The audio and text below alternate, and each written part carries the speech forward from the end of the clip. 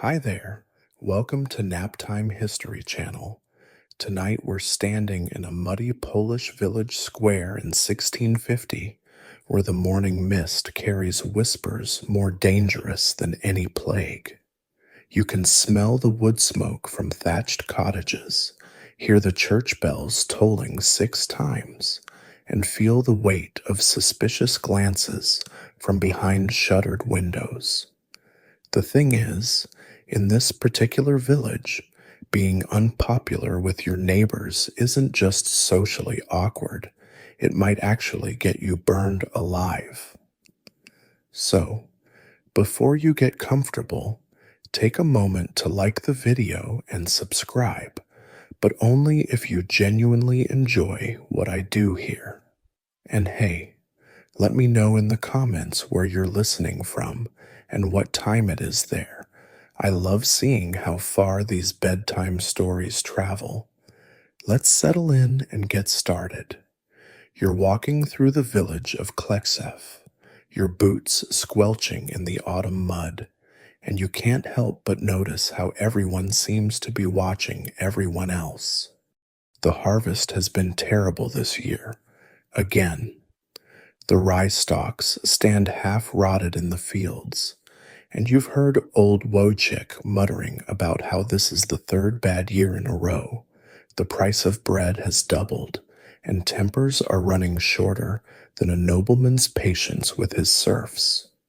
You duck into the tavern, because where else would you go for the real story? And immediately the conversation stops. 6 pairs of eyes turn to assess you, categorize you, decide if you're safe. The innkeeper, a woman named Agnieszka with arms like ham hocks, finally nods and pours you a mug of something that might generously be called beer. It tastes like someone fermented old boots, but you smile and take another sip because seeming ungrateful is exactly the kind of thing that gets noted and remembered. Did you hear about the Kowalski cow? Someone whispers, once you've been accepted as harmless. The cow died yesterday, apparently. Just dropped dead in the field, healthy one moment and stone dead the next. Now, you might think this is just bad luck or maybe some disease, but the man telling the story, his name is Piotr, and he's missing 2 fingers from a threshing accident, leans in closer. The widow Novak was seen near that field the night before, walking alone at midnight. You want to laugh, honestly. A woman walking alone at night hardly seems like evidence of supernatural evil, but then you remember where you are and when you are, and you keep your modern sensibilities firmly locked away. Because here's the thing about 17th century Poland that your history teacher probably glossed over. This isn't Salem. This isn't some provincial backwater going temporarily insane. Poland is conducting more witch trials than almost anywhere else in Europe right now, and they've got it down to a horrifying science. The Commonwealth of Poland-Lithuania, fancy name for what's essentially a massive, chaotic kingdom ruled by an elected king and a parliament of squabbling nobles, is going through what historians still argue about calling either a witch panic or a judicial massacre. The country is reeling from wars with Sweden, Russia, and the Ottoman Empire. The economy is collapsing. The climate has turned colder. They're in the middle of what we now call the Little Ice Age, though obviously they just call it cursed weather. When everything is going wrong, people need someone to blame, and a widow who knows too much about herbs is a much easier target than the nobleman who's taxing you into starvation. You listen as Piotr continues his story, noting how each detail gets embellished. The widow Novak didn't just walk past the field. She stopped and stared at the cow. She didn't just stare, she muttered something. She didn't just mutter, she made strange gestures. By the time the story reaches the end of the table, she's practically performed a full satanic ritual, complete with dancing imps and sulphurous smoke. Someone should tell Father Stanislav, suggests a man you don't recognize, and there's a general murmur of agreement. You feel your stomach tighten because you know what that means. Father Stanislav is new to the parish, young and eager to prove himself. He attended seminary in Krakow, where they filled his head with the Malleus Maleficarum and stories of the devil's work in German lands. He's been giving sermons about the dangers of witchcraft every Sunday for the past month, working the congregation into a froth of paranoid devotion. The really insidious part, and this is what makes your skin crawl as you sit here nursing your terrible beer, is how legitimate grievances get twisted into supernatural accusations. That widow Novak, she used to be the village midwife before her husband died. She knows which herbs help with birth pains and which ones can end a pregnancy. She's helped deliver half the babies in this tavern, probably saved a dozen women from dying in childbirth. But she also charged for her services, and not everyone could pay. Some families are still in debt to her. How convenient would it be if she turned out to be a witch? All debts to the devil's servant would be null and void. After all, you're starting to understand the economic machinery grinding beneath the religious hysteria. It's not just about fear of the devil or punishment for sin. It's about property, debt, inheritance, and revenge dressed up in theological robes. The Polish legal system, a bizarre hybrid of church law, noble privilege, and local custom, is perfectly designed to turn personal vendetta into public execution. The tavern door bangs open and everyone jumps. It's just the blacksmith's apprentice coming in from the rain that started falling. But the way everyone flinched tells you everything about the atmosphere in this village. They're all wondering who will be next, who will point the finger, who will be pointed at. Some of them, maybe that merchant in the corner counting his coins, are already calculating how they might benefit from an accusation. Others, like the old woman by the fire who quickly crosses herself, are terrified they'll be next. The rain hasn't stopped for 3 days now, and you're beginning to understand why everyone in this village looks like they're carrying invisible weights on their shoulders. You're back in the tavern. Honestly, where else is there to go? And the whispers have evolved into something more structured, more dangerous. What started as idle gossip about dead cows has crystallized into specific accusations with names, dates, and supposed evidence. You overhear Piotr again, but this time he's not alone. He's huddled with the baker, the cooper, and 2 farmers you don't recognize. They've got that look of men who've decided something important and are now convincing themselves they're doing God's work. The baker, his name is Jakob, and his bread tastes like disappointment, is listing grievances against the widow Novak that stretch back years. His daughter's stillbirth, his wife's fever last winter, the time his oven wouldn't hold heat properly and he lost a whole day's baking. She looked at my wife, strange-like, at the well. He's saying, and the others nod sagely as if this explains everything. You want to point out that everyone looks at everyone strange like in this pressure cooker of a village, but you value your skin too much. Instead, you edge closer, pretending to warm yourself by the fire while straining to hear every word.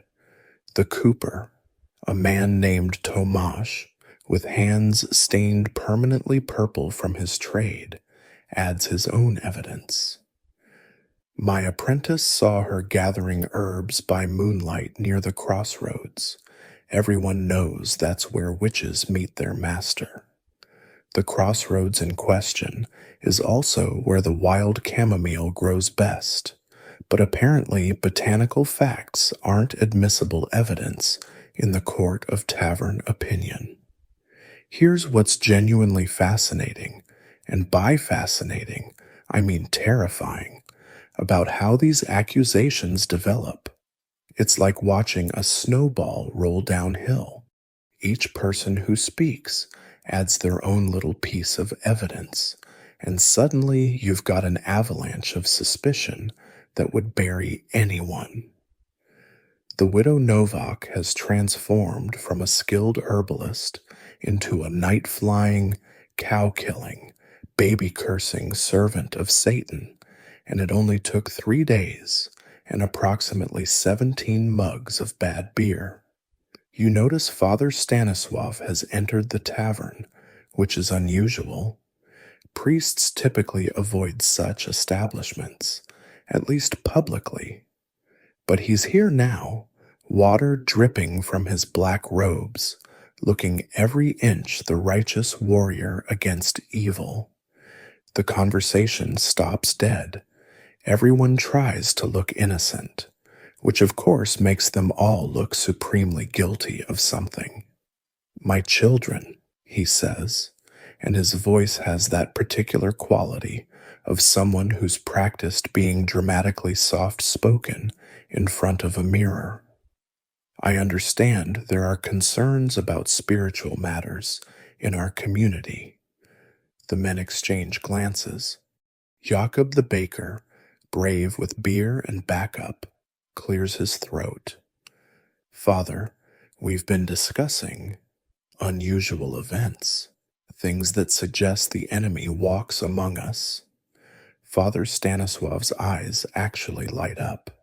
You can see it from across the room, the excitement of a young priest who's been waiting his whole career for a real honest-to-God witch to fight.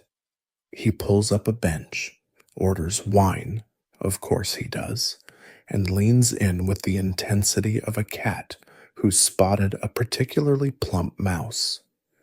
Tell me everything, he says. And they do. Oh boy, do they. The stories flow like the rain outside, each one more elaborate than the last. The widow Novak's herbs don't just heal, they bewitch. Her cat doesn't just catch mice, it spies on neighbors. She doesn't just know things, she knows things she couldn't possibly know through natural means. You're witnessing the birth of what historians still argue about. Was this genuine religious conviction or calculated opportunism?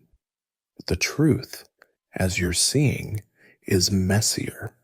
Jakob genuinely believes God cursed his daughter for some sin. Father Stanislav genuinely believes he's serving Christ by rooting out Satan's servants. The farmers genuinely believe their crops failed because of malevolent forces. But underneath all that genuine belief runs a current of very practical considerations. Who would speak as witness? Father Stanislav asks. And suddenly the tavern gets quieter. Accusing someone of witchcraft in conversation is one thing. Standing up in court, whether ecclesiastical or secular, is quite another. In Poland, unlike some other parts of Europe, false accusation can carry penalties, not severe ones, mind you, but enough to make a poor farmer think twice. My apprentice saw her at the crossroads. Tomish volunteers, then immediately looks like he regrets it. I could speak about my cow, Pyotr adds reluctantly. Father Stanislav nods approvingly. God will protect those who stand against evil, but we must be certain. We must have proof that would convince even the skeptics among the nobility. Ah, yes, the nobility. Here's something your average witch trial documentary probably doesn't mention. Polish nobles are actually somewhat skeptical of witch trials. Not because they're enlightened. God, no. They just don't like anyone, including the church, having too much power to execute people on their lands without their say-so. It's a jurisdictional pissing match dressed up as theological debate. But Father Stanislav has a plan. You can see it forming behind his eyes as he sips his wine. He'll gather testimonies. He'll document everything. He'll build a case so airtight that even the local lord will have to act. He pulls out a small leather journal and starts writing names. Who else has noticed strange occurrences, he asks, and the floodgates open. The miller's wife speaks up about how her hens stopped laying after the widow walked past. A farmer mentions his horse went lame the day after he refused to sell the widow grain on credit. Even Agnieszka, the innkeeper, reluctantly admits that her beer went sour last month, though you suspect that has more to do with her brewing skills than satanic interference. The thing that really gets you, sitting here watching this unfold, is how ordinary it all is. There's no dramatic music, no lightning strikes, no obvious villains twirling their mustaches, just scared, poor people trying to make sense of a world that keeps getting worse, guided by a priest who learned his trade from books written by madmen and torture enthusiasts. You wake to the sound of boots on cobblestones and voices raised in righteous anger. It's barely dawn, the sky that peculiar shade of gray that makes you wonder if the sun has given up entirely, and yet half the village seems to be awake and moving with purpose. You throw on your clothes and stumble outside to find a procession forming in the square. At the center of it all is Father Stanislav, clutching his leather journal like it contains the secret names of God. Beside him stands the bailiff, a man named Marcin, who usually spends his days settling disputes about stolen chickens and boundary stones. He looks deeply uncomfortable in his official capacity, probably because arresting witches wasn't in the job description when he took the position. Behind them, you spot Jakub the baker, Pyotr with his missing fingers, and at least a dozen other villagers, all wearing expressions of grim satisfaction mixed with barely suppressed excitement. They're heading for the widow Novak's cottage, and you follow, because honestly, what else are you going to do? Miss the most dramatic thing to happen in this mud hole since the Swedish army passed through? The crowd grows as you walk, drawing people from their houses like iron filings to a magnet. Children peer from behind their mothers' skirts, dogs bark at the commotion, and somewhere a rooster crows, as if announcing the apocalypse. The widow's cottage sits at the edge of the village, which in hindsight was probably her first mistake. Living on the margins makes you marginal, and marginal people make excellent scapegoats. It's a modest dwelling, walls of wattle and daub with a thatched roof that's seen better decades. Smoke rises from the chimney, suggesting she's awake, probably brewing her morning herbs like any other day, unaware that her life is about to take a spectacularly awful turn. Marson the bailiff pounds on the door with the kind of authority that comes from having 20 armed villagers behind you. Open in the name of the law and Holy Mother Church. There's a pause. You can feel the crowd holding its breath. Then the door opens, and there she stands, Katarzyna Novak, widow, midwife, and now officially accused witch. She's smaller than you expected, maybe 60 years old, with gray hair neatly braided and intelligent eyes that take in the scene with shocking calm.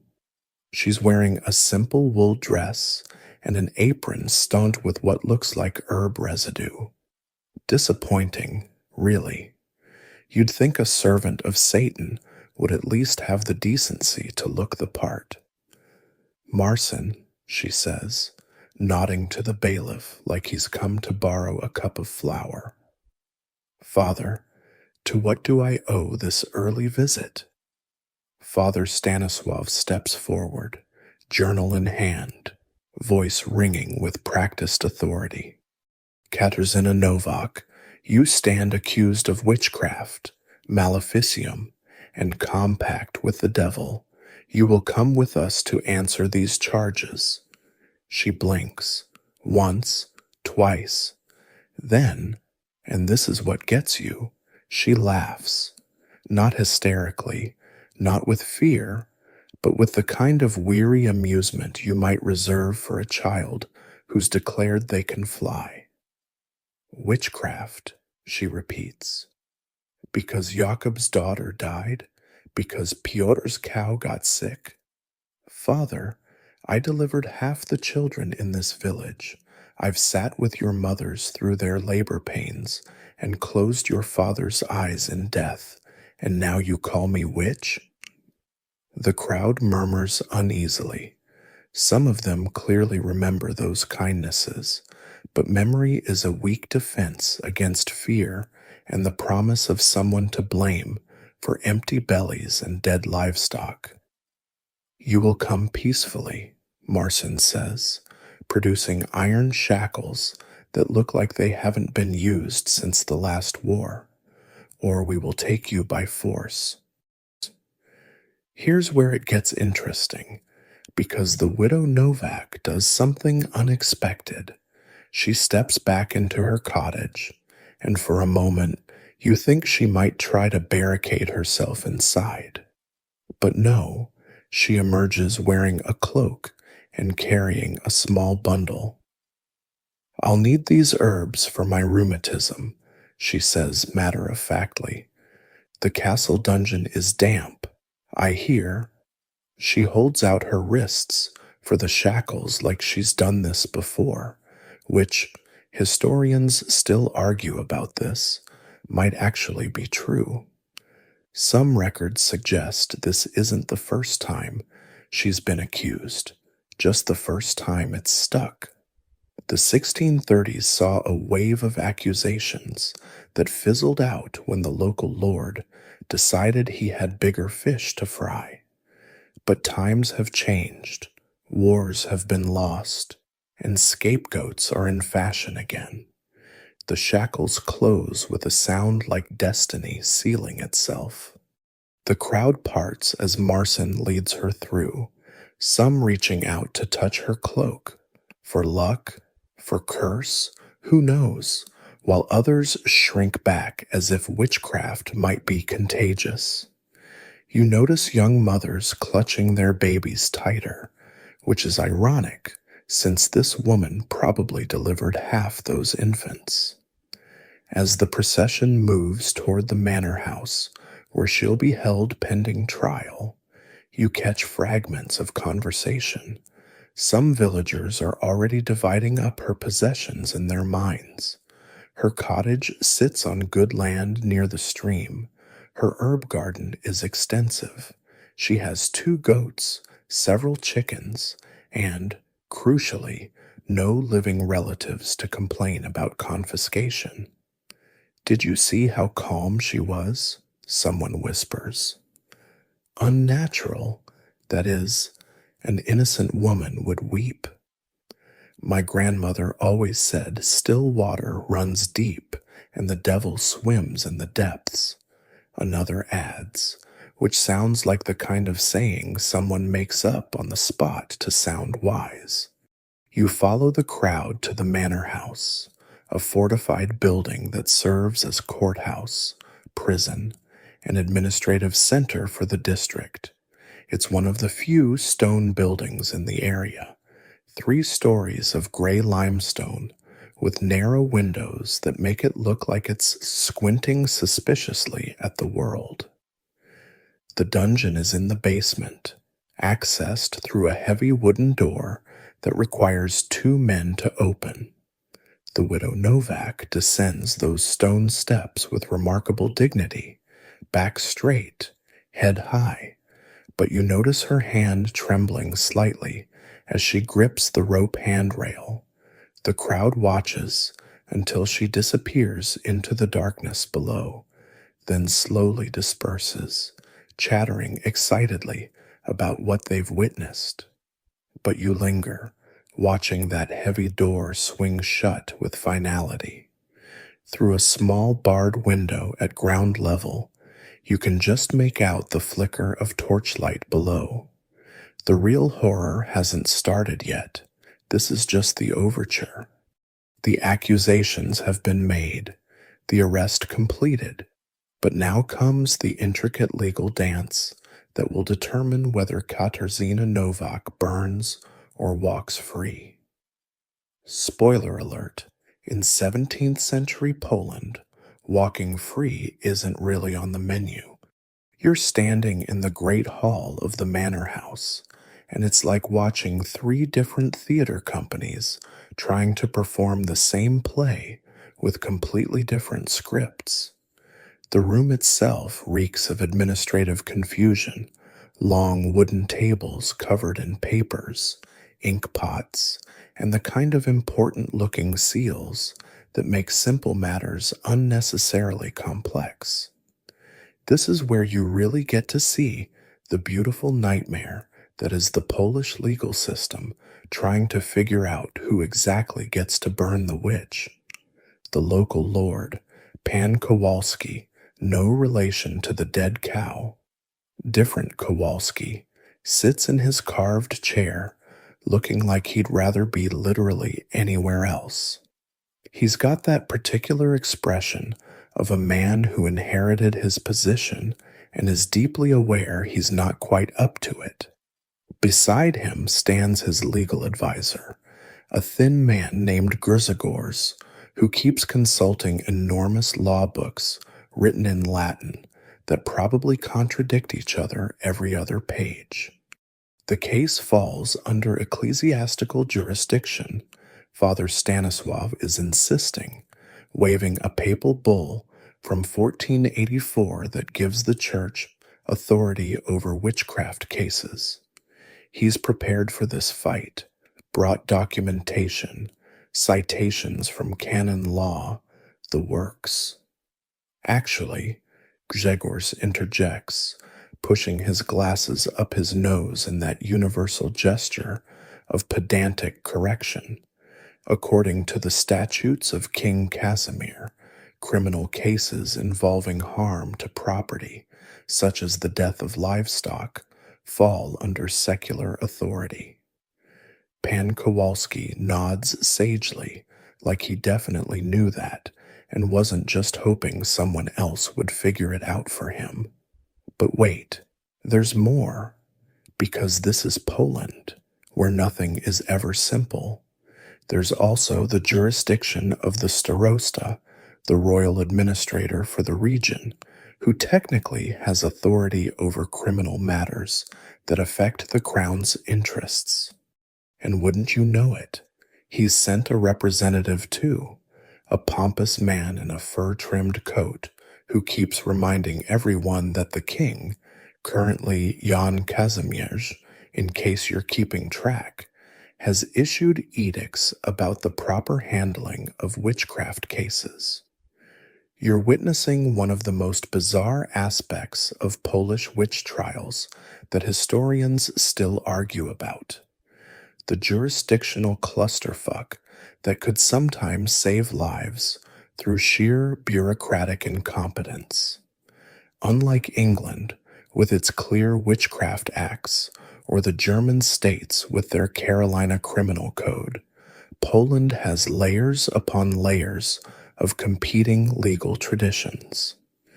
Perhaps, the royal representative suggests, with the kind of smile that makes you want to count your teeth afterwards, we should consult the Sejm's latest pronouncement on supernatural crimes. Everyone groans inwardly.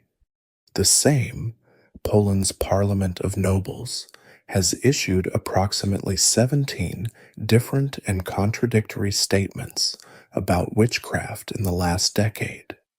One says it's purely a church matter. Another insists on secular oversight. A third suggests that only nobles can judge nobles accused of witchcraft, which opens up a whole other can of legal worms about whether the widow Novak might have some distant claim to gentle birth. She's clearly a commoner, Pan Kowalski says, looking relieved to contribute something. But her late husband held a small freehold, Grzegorz points out, rifling through more papers. That technically makes her a member of the minor gentry. Father Stanisław's eye twitches. You can see him calculating how much authority he's willing to concede to get this trial moving. The crowd that arrested the widow this morning is getting restless. They came for swift justice, not a law school debate. Here's what makes this whole situation uniquely Polish. In the Holy Roman Empire, they'd already be heating up the torture implements. In Scotland, they'd have pricked her for devil's marks by now. But in Poland, Lithuania, you've got to navigate a legal system that's part Roman law, part Germanic custom, part canon law, and part whatever the local nobles decided last Tuesday. It's simultaneously more civilized and more chaotic than anywhere else in Europe. I propose, says a new voice from the doorway, a joint tribunal. Everyone turns to see who dares to add another layer to this legal onion. It's the district judge, Pan Stanisław Żółkiewski, no relation to the priest. Stanisław is like the John of Polish names. He's an older man with the kind of carefully neutral expression that comes from decades of navigating political rapids without drowning. A joint tribunal? Father Stanisław looks skeptical. 3 judges. Żółkiewski elaborates. 1 representing the church, 1 the local lordship, 1 the crown. All verdicts require majority agreement.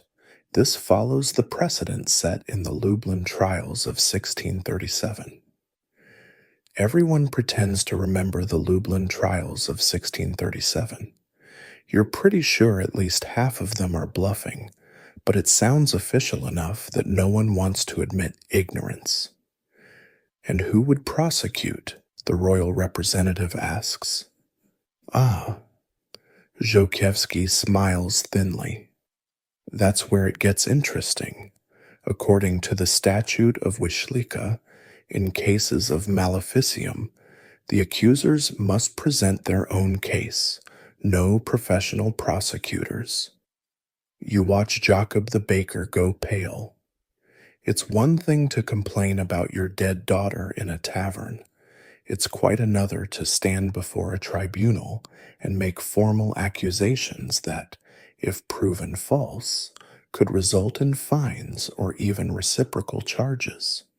But surely, Father Stanisław objects, The church can provide guidance to these simple people in presenting their case. Guidance, yes, Zhokhevsky agrees, but not representation. The accusers must speak for themselves. This is actually brilliant, in a twisted sort of way. It forces the accusers to put their money where their mouth is. In some parts of Poland, this requirement has actually reduced witch trials because peasants are reluctant to risk the legal exposure. But when the whole village is swept up in panic, as they are here, you get mob prosecution. Everyone's guilty, so no one is. The negotiations continue for another 2 hours. You learn more about Polish legal procedure than any sane person should know. There are arguments about what language the trial should be conducted in: Latin, Polish, the local Mazovian dialect. What evidence is admissible? Spectral evidence is debated for 40 minutes. And whether torture can be applied to a possibly noble defendant. Answer: yes, but only certain types, and someone has to check the torture manual to see which ones. By the time they reach an agreement, the sun is high and your stomach is growling. The widow Novak will face a tribunal of 3 judges in 1 week's time. The accusers have that time to prepare their evidence. The defendant will be allowed to speak in her own defense, but cannot have legal representation unless she can prove noble status. Torture is authorized, but only after initial questioning fails to produce a confession, and only the ordinary methods, whatever those are. As everyone files out, you overhear Grzegorz muttering to Pan Kowalski, "You know, in Warsaw, they just let the Jesuits handle it all, much simpler." "Yes," Pan Kowalski replies, "but then we'd have Jesuits here all the time." They both shudder at the thought, reminding you that even in matters of life and death, Polish politics is about keeping various annoying factions from getting too much power. You descend into the manor house basement, following the thin man they've appointed as interrogator, Master John Brzezowski, who apparently has experience with difficult questions from his time serving the Bishop of Poznan. The stone steps are worn smooth from centuries of feet, and the temperature drops with each step until your breath comes out in small puffs. The sounds from above, arguing nobles, scratching quills, ordinary life, fade into a muffled whisper. The interrogation chamber isn't what you expected. No Iron Maiden, no rack gleaming with sinister purpose. Instead, it's almost disappointingly bureaucratic. A simple stone room with a wooden table, 2 chairs, and a writing desk where a scribe sits ready with his quill. The only ominous touches are the heavy iron rings set into the walls and a brazier glowing with coals that could be for warmth or other purposes. The widow Novak sits on a 3-legged stool, still in the same dress from this morning, but now rumpled from a week in the dungeon. Her face is paler, her hair less neat, but those intelligent eyes remain sharp as broken glass. She watches Master Brzezowski arrange his papers with the patience of someone who's already figured out this is all theater. "Now then," Brzezowski begins, his voice professionally neutral, "Katarzyna Novak, you stand accused of witchcraft, specifically causing the death of livestock through maleficium, practicing forbidden healing arts, meeting with Satan at crossroads, and corrupting the souls of good Christians. How do you answer?" "I deny all charges," she says simply. I am a Christian woman, a healer, nothing more. Brzezowski nods like he expected this. He pulls out a list, because of course there's a list. This is Poland, where even spontaneous mobs file paperwork. Where were you on the night of September 23rd? In my bed, sleeping, like any decent person. Witnesses say you were seen at the crossroads gathering herbs by moonlight. Then your witnesses have remarkable night vision, she replies dryly. September 23rd was the new moon. It was dark as pitch. The scribe's quill pauses. Brzezowski frowns, checks his notes.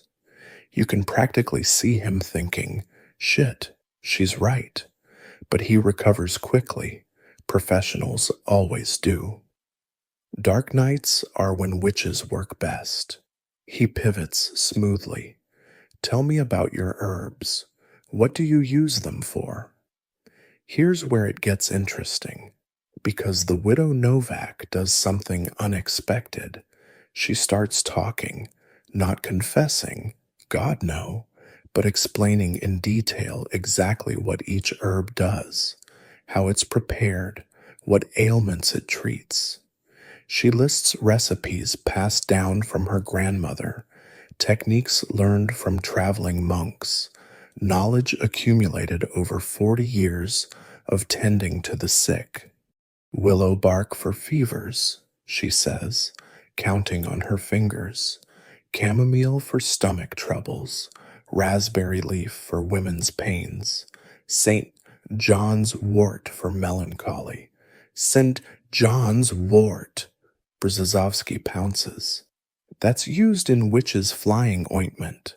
It's also used for treating wounds that won't heal, she counters. Would you like me to explain the preparation process?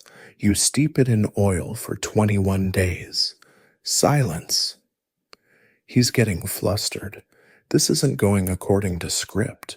The accused is supposed to be terrified, stammering, making mistakes, not giving medical lectures like she's teaching apprentices.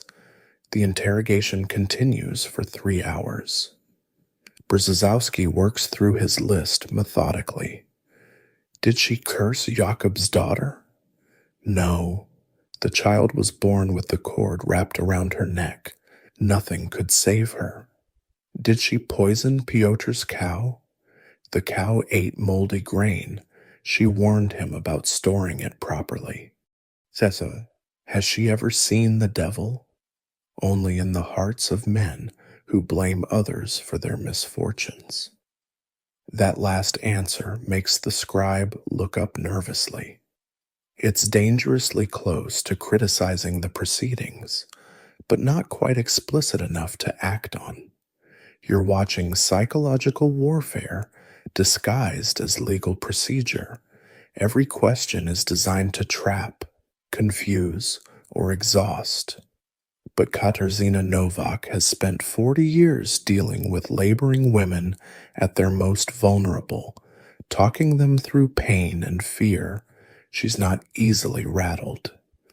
Let's discuss your familiar. Brzezowski tries a new angle. Your cat. Maruchek. He's 15 years old and missing most of his teeth. If he's a demon, he's a remarkably lazy one. A few people in the room actually suppress smiles at that. Even the guard by the door looks like he's fighting a chuckle. This is the problem with local trials. Everyone knows everyone.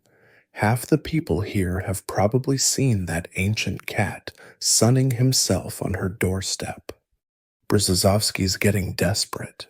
You can see it in the way he shuffles his papers more aggressively, the way his questions become more abstract and theological. He starts asking about her dreams, her thoughts on the nature of evil, whether she's ever felt tempted by promises of power.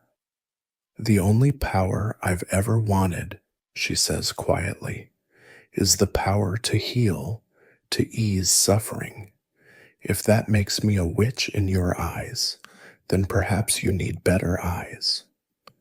The tension in the room ratchets up. That's definitely criticism of the proceedings. Brzezowski stands, walks slowly around her stool. It's meant to be intimidating, but she doesn't turn her head to follow him. "You're very clever," he says finally, too clever for a simple village woman. "I've delivered over 300 babies," she replies. "You learn to think quickly when lives hang in the balance." "Lives hang in the balance now," he reminds her. "Your life?" "Then perhaps," she says, meeting his eyes directly, "you should think more quickly too." The scribe actually gasps. Brzezowski's face flushes red. For a moment, you think he might strike her, but he controls himself. Violence comes later in the process. This is still the civilized part. "We'll continue tomorrow," he says coldly. "Perhaps a night to reflect will loosen your tongue." "My tongue is perfectly loose," she assures him. "It's your ears that seem to be stopped up." As they lead her back to her cell, you notice something crucial. Master Brzezowski hasn't gotten a single piece of actual evidence. No confession, no admission of guilt, not even a contradictory statement to exploit. In any rational legal system, this would be good news for the widow Novak. But you're beginning to understand that rationality isn't really the point here. The question isn't whether she's guilty, it's whether the system needs her to be guilty. And systems that need witches have ways of finding them. The scribe is already preparing his report, transforming 3 hours of steadfast denial into something that sounds more sinister. "The accused showed unnatural composure," he writes, "displayed extensive knowledge of herbs and their properties, refused to show proper deference to authority." You're back in that stone chamber, but the atmosphere has shifted like weather before a storm.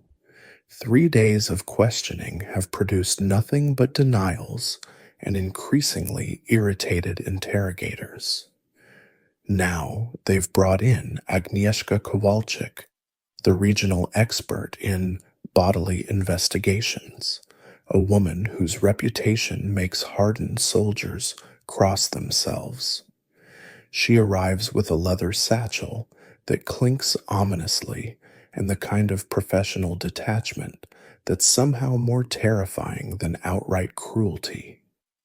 "Remove your clothing," she tells the widow Novak without preamble.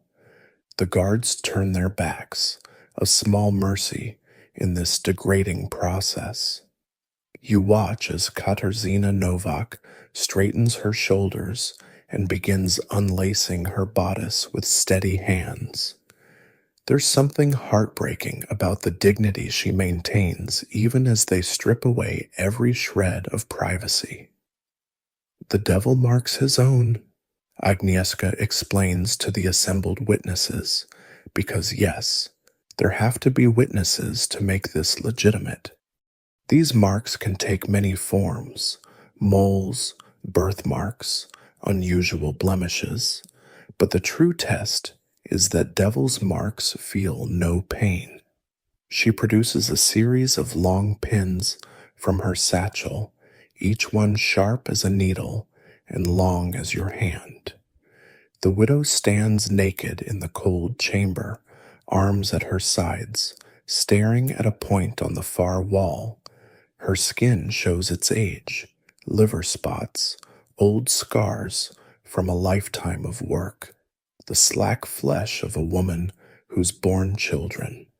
Nothing that looks particularly satanic unless you're determined to find it. Agnieszka begins her examination with clinical efficiency. She starts at the scalp, parting gray hair to inspect every inch.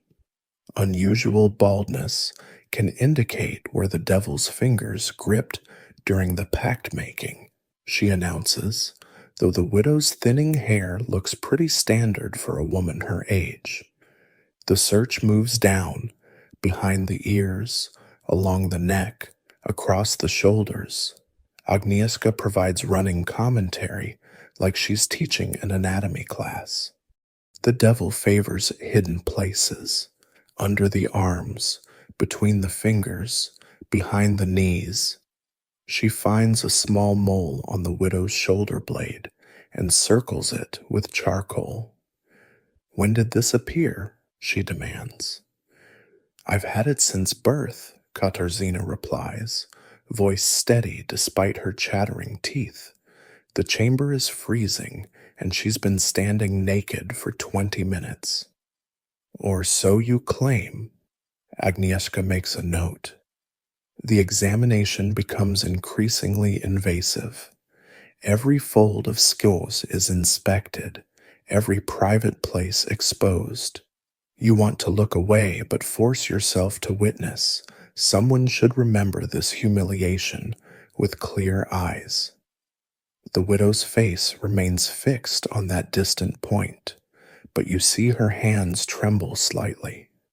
Agnieszka finds what she's looking for on the widow's inner thigh, a birthmark about the size of a copper coin, darker than the surrounding skin. Aha! She practically crows with triumph, hidden where only the devil would see. "Or my late husband," Katarzyna says dryly. "We were married 30 years. Agnieszka ignores her, pulling out one of those wicked long pins. "Now we test for sensation. True devil's marks feel no pain." She positions the pin above the birthmark. "Do not move or cry out if you feel nothing, but know that pretending to feel pain when there is none is also evidence of deception." It's a perfect trap, you realize. Feel pain? You're pretending. Don't feel pain? You're a witch. The widow seems to realize it too, but she simply nods. The pin goes in, not gently. Agnieszka jabs it deep enough to draw blood.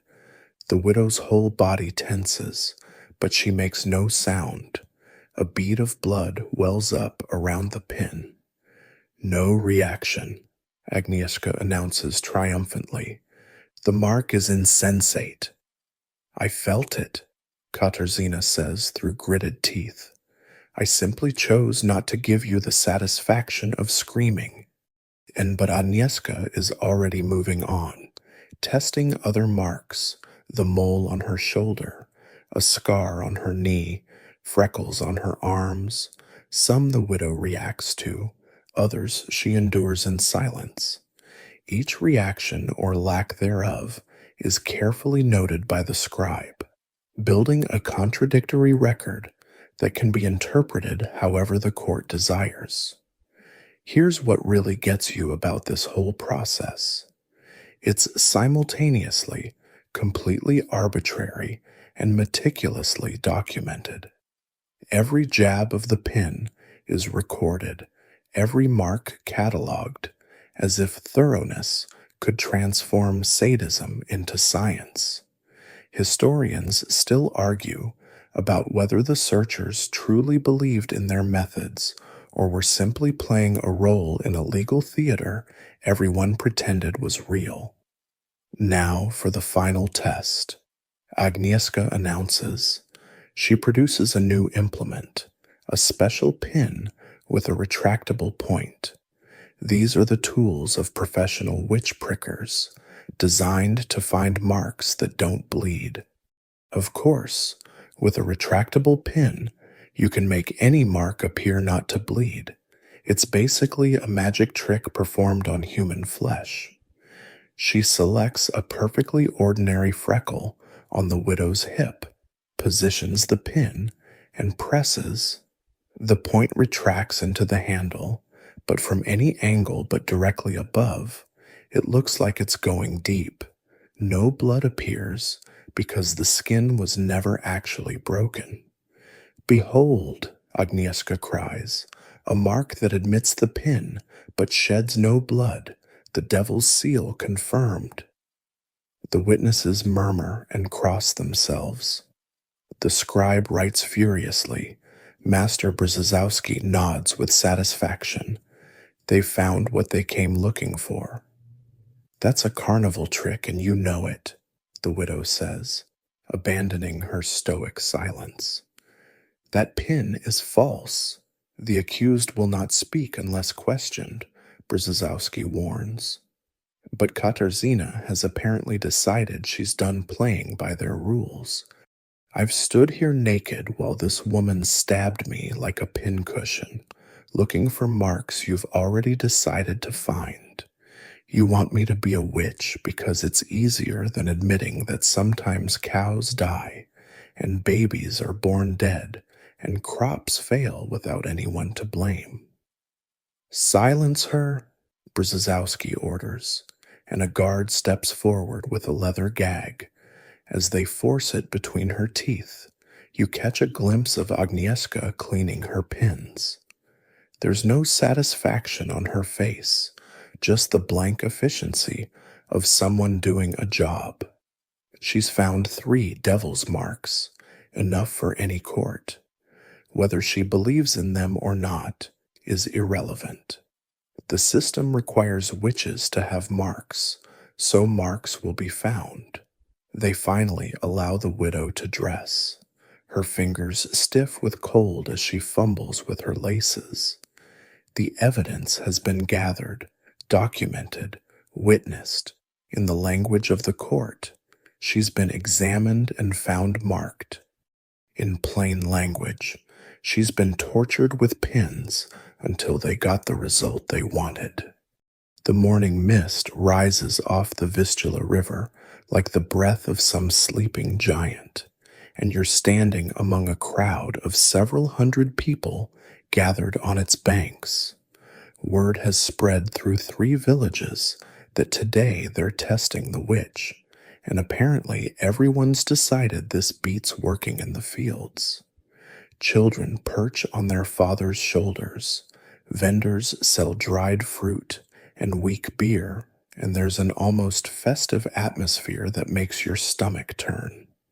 The widow Novak stands between 2 guards, her hands bound in front of her with enough rope to rig a small ship. She's wearing only a rough linen shift. Modesty demands she not be naked, but tradition insists she can't wear her normal clothes, which might contain hidden charms.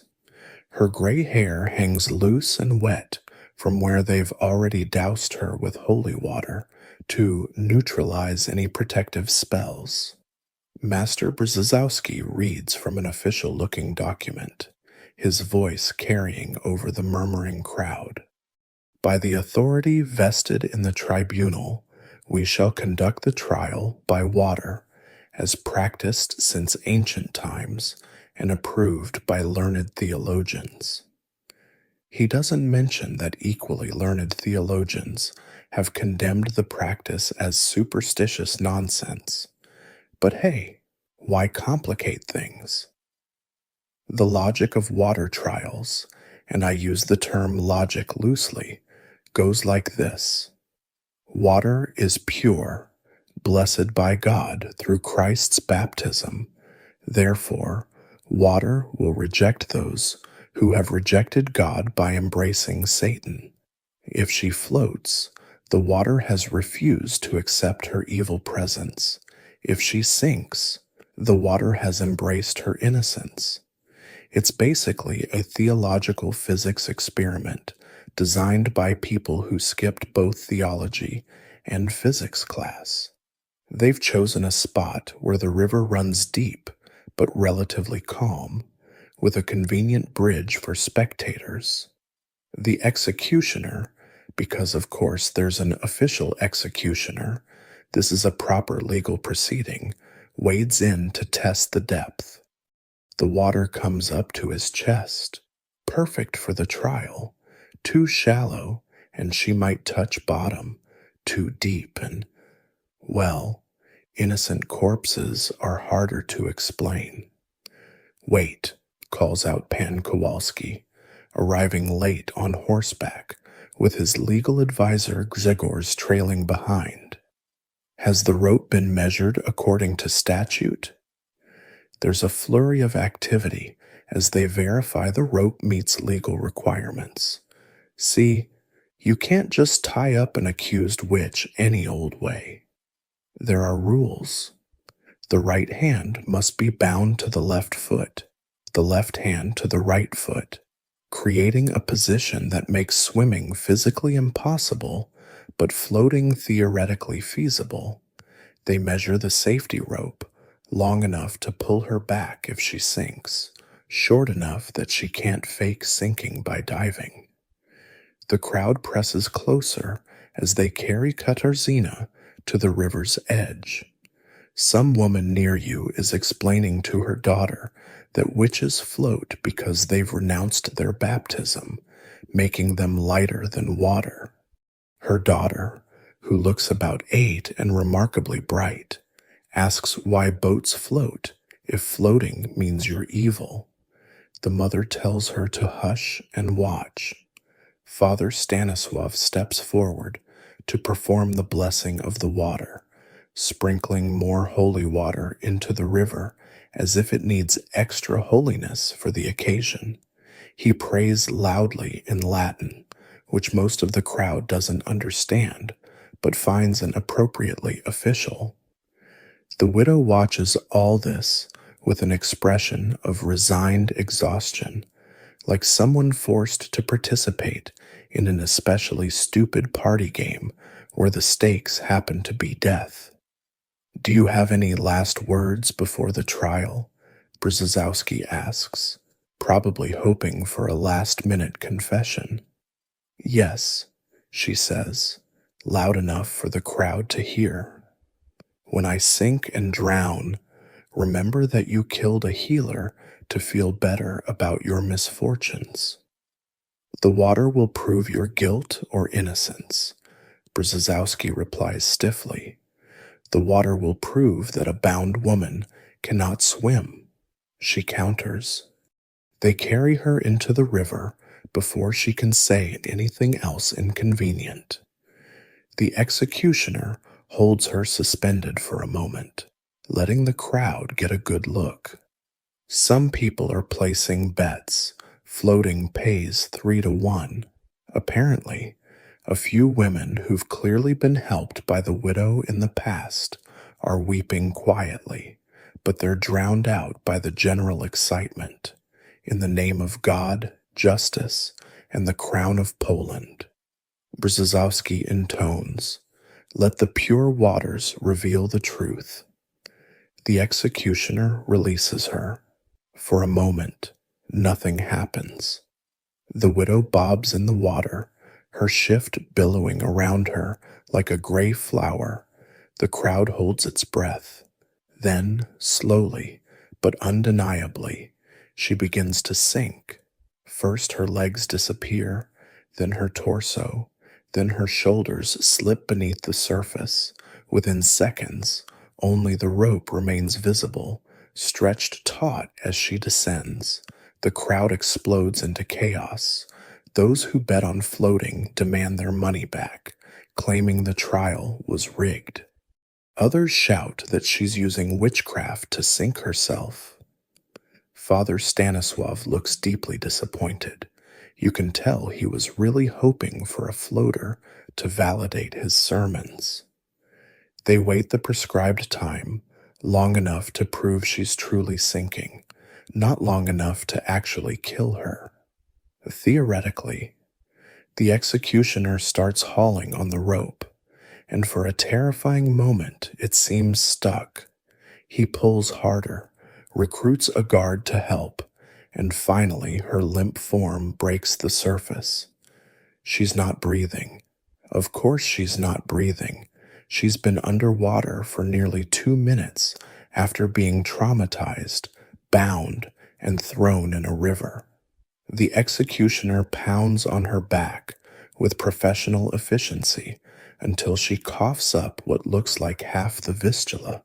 The crowd cheers like this is the best entertainment they've seen all year, which it probably is. The waters have spoken, Brzezowski announces once it's clear she'll survive.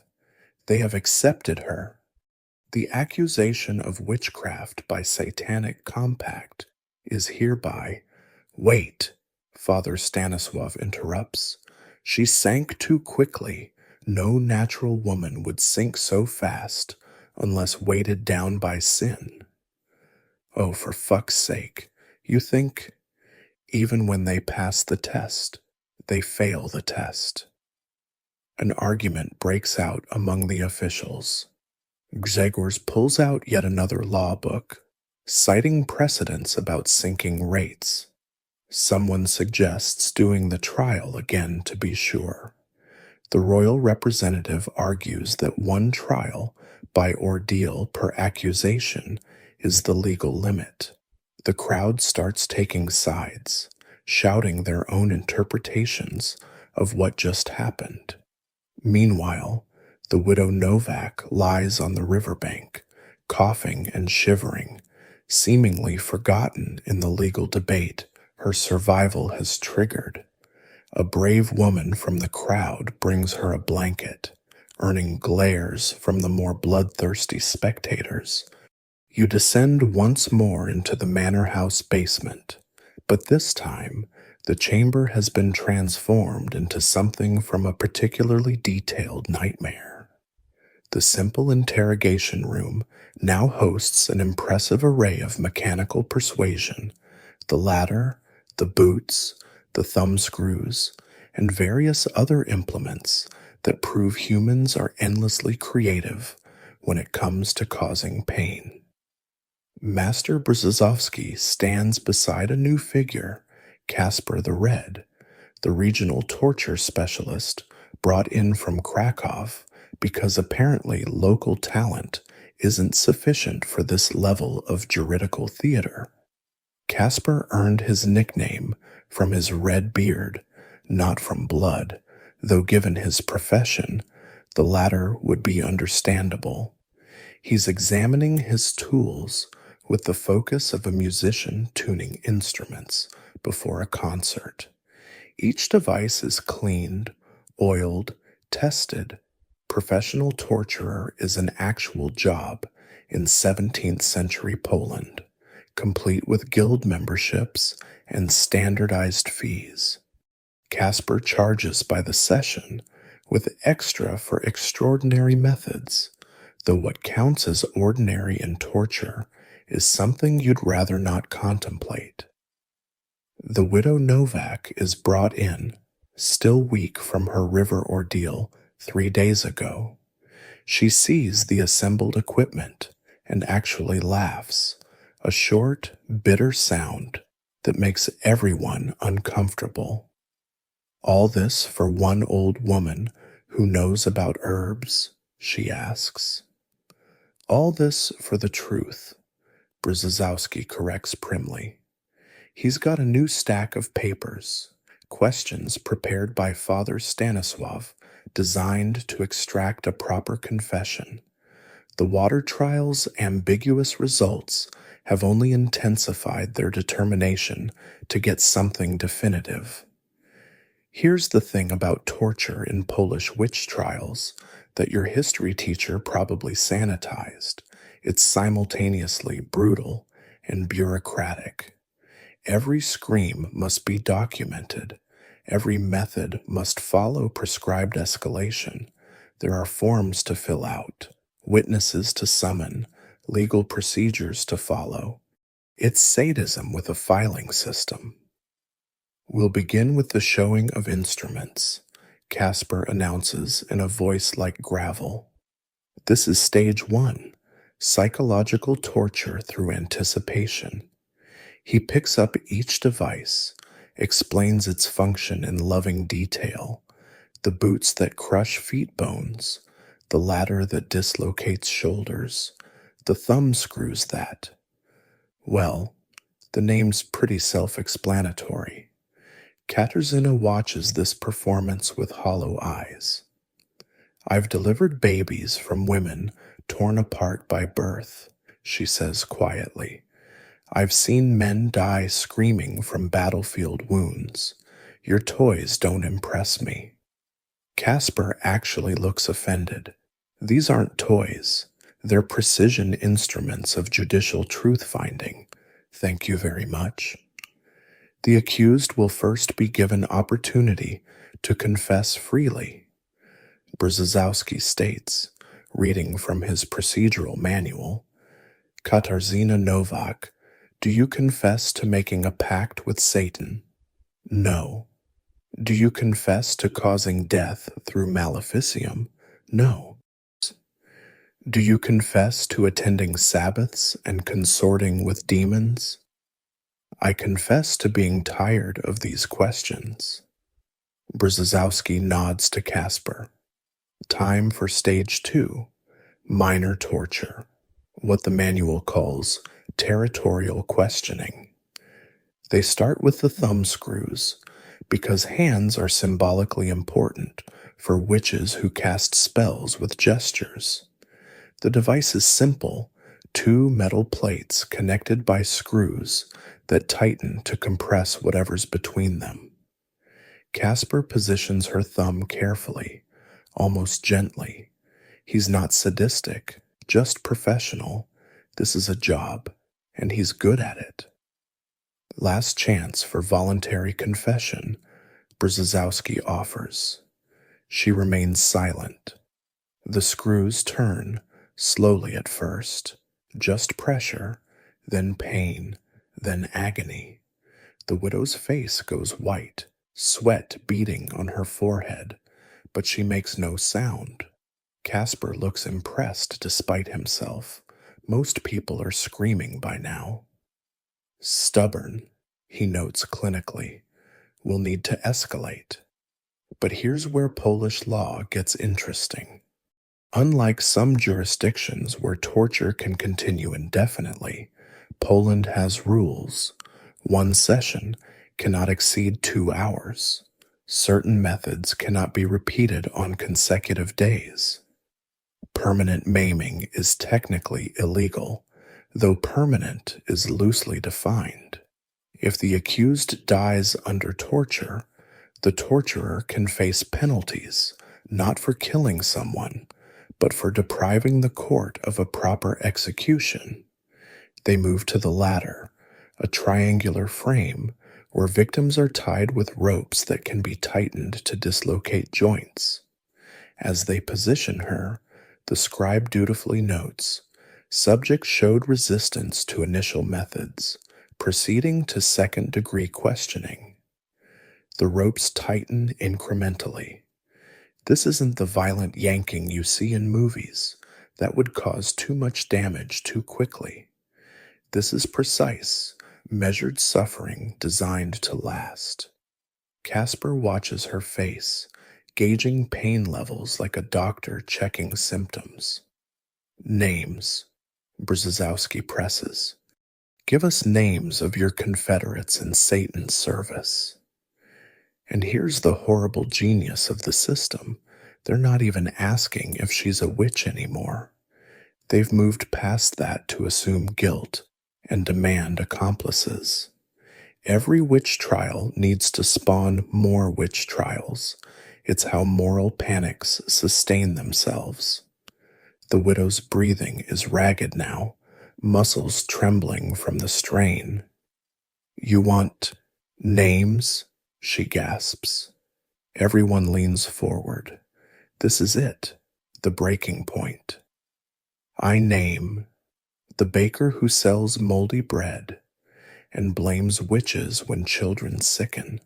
I name the priest who sees devils where there's only poverty. I name every man who points at women to explain his own failures. It's not the confession they want, but it's dangerously close to criticism of the entire system. Brzezowski signals Casper to increase pressure. The session continues for exactly 2 hours, documented to the minute. The widow endures the latter. The boots, applied lightly, can't have her unable to walk to execution, and what the records delicately call other prescribed methods. Through it all, she confesses to nothing supernatural, names no other witches, admits to no Sabbaths or pacts or flights through the night. When time runs out, because even torture has business hours, Casper steps back, frustrated, in his professional opinion, shared quietly with Brzezowski. She should have broken an hour ago. Either she's extraordinarily strong-willed, or she's receiving supernatural aid to resist. Father Stanisław suggests, when informed of the session's failure, the devil protects his own. You want to scream at the circular logic. Can't make her confess? Must be satanic protection. Confesses immediately? Clear sign of guilt. There's no winning move except to be accused in the first place. They carry the widow back to her cell, joints swollen, thumbs purple with bruising, but fundamentally unbroken.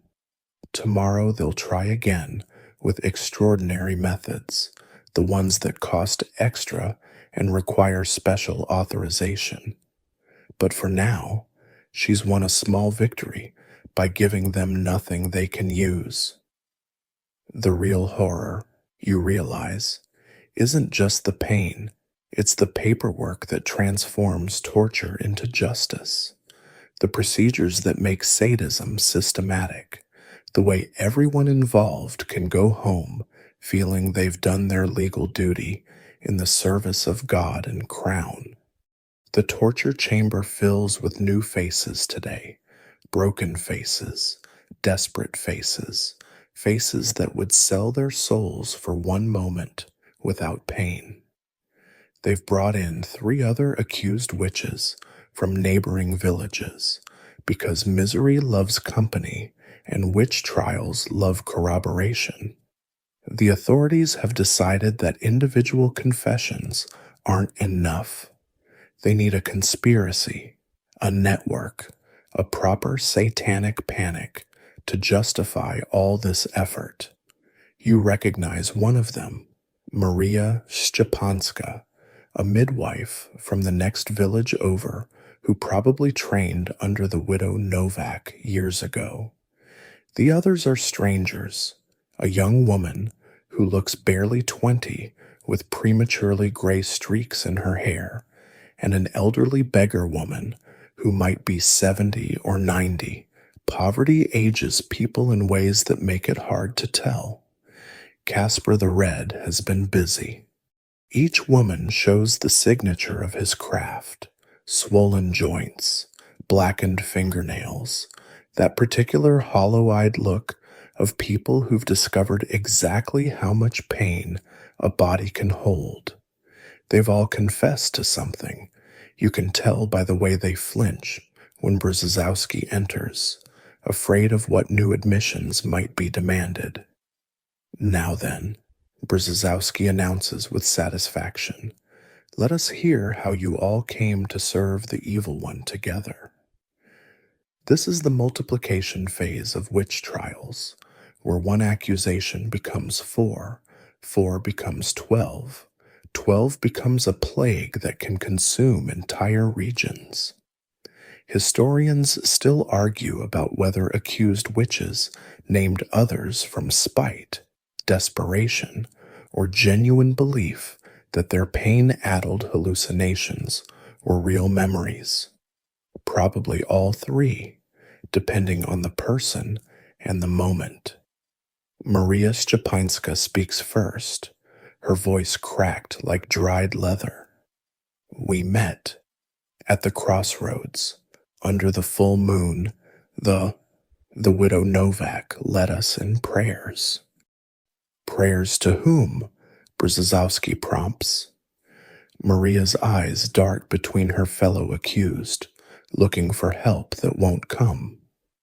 To To the Dark One, he appeared as a black dog, sometimes a goat.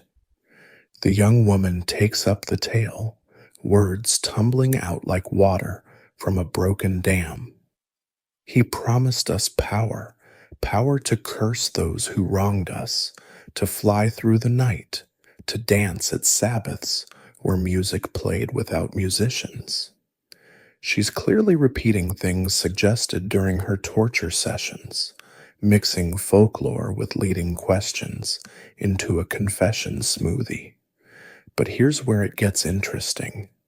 The widow Novak, despite 5 days of torture, hasn't broken. She sits on her stool, watching this performance with something between pity and disgust. When they turn to her for confirmation, she shakes her head. These women are saying whatever you want to hear to stop the pain, she says firmly. There were no Sabbaths, no black dogs, no flights through the night. Just healing herbs and midwifery and the mistake of being old and female in suspicious times. The beggar woman starts sobbing. Please, I confessed. I told you everything. I gave you names. She turns desperately to the others. Tell them about the ointment, the flying ointment she made. What ointment? The widow asks tiredly. The one made from. The beggar falters, trying to remember what she's supposed to say. Baby fat. And belladonna.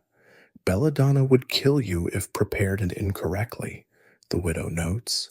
And where exactly would I get baby fat? From all those infants I successfully delivered alive. Brzezowski slams his hand on the table. Silence! You deny the testimony of your confederates? I deny the words torture put in their mouths. This creates a procedural problem. The whole point of group confessions is mutual corroboration.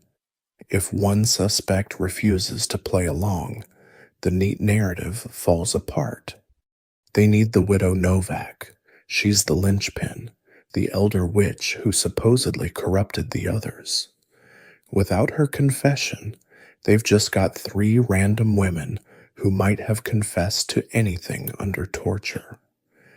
Perhaps, Casper suggests with professional interest, the holdout needs to see the consequences of continued denial. They make her watch as he works on Maria Szczepańska again. This is psychological torture refined, causing pain to others to break the resistant. Maria screams out more details with each turn of the screws. The Sabbath was in the forest clearing near the old oak. No, wait, it was in the cemetery. Actually, it was in the widow's cottage. The details shift and swirl like smoke, but each iteration includes Katarzyna Novak as the leader, the teacher, the chief witch. She taught us to make weather, Maria sobs, to spoil milk, to cause impotence in men who displeased us. That last detail gets everyone's attention. Sexual anxiety runs through witch trials like a poisonous thread. The fear that women might have power over male bodies, might render them impotent or steal their vital essence, appears in virtually every European witch panic. The young woman, catching the scent of what the interrogators want, adds her own embellishments. She could take the shape of a cat. She sucked blood from Christian babies. She made pacts written in menstrual blood. Each detail is more lurid than the last, a greatest hits compilation of witch trial accusations.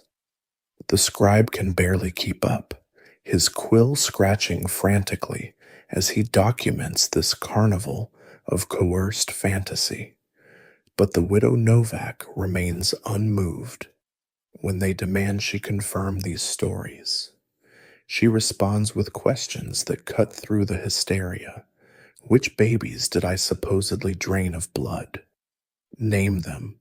When did these Sabbaths occur? Give me dates. Where is this magical ointment? Search my home again. And her rationality is almost painful to witness in this chamber of institutionalized madness. But rationality has no power here.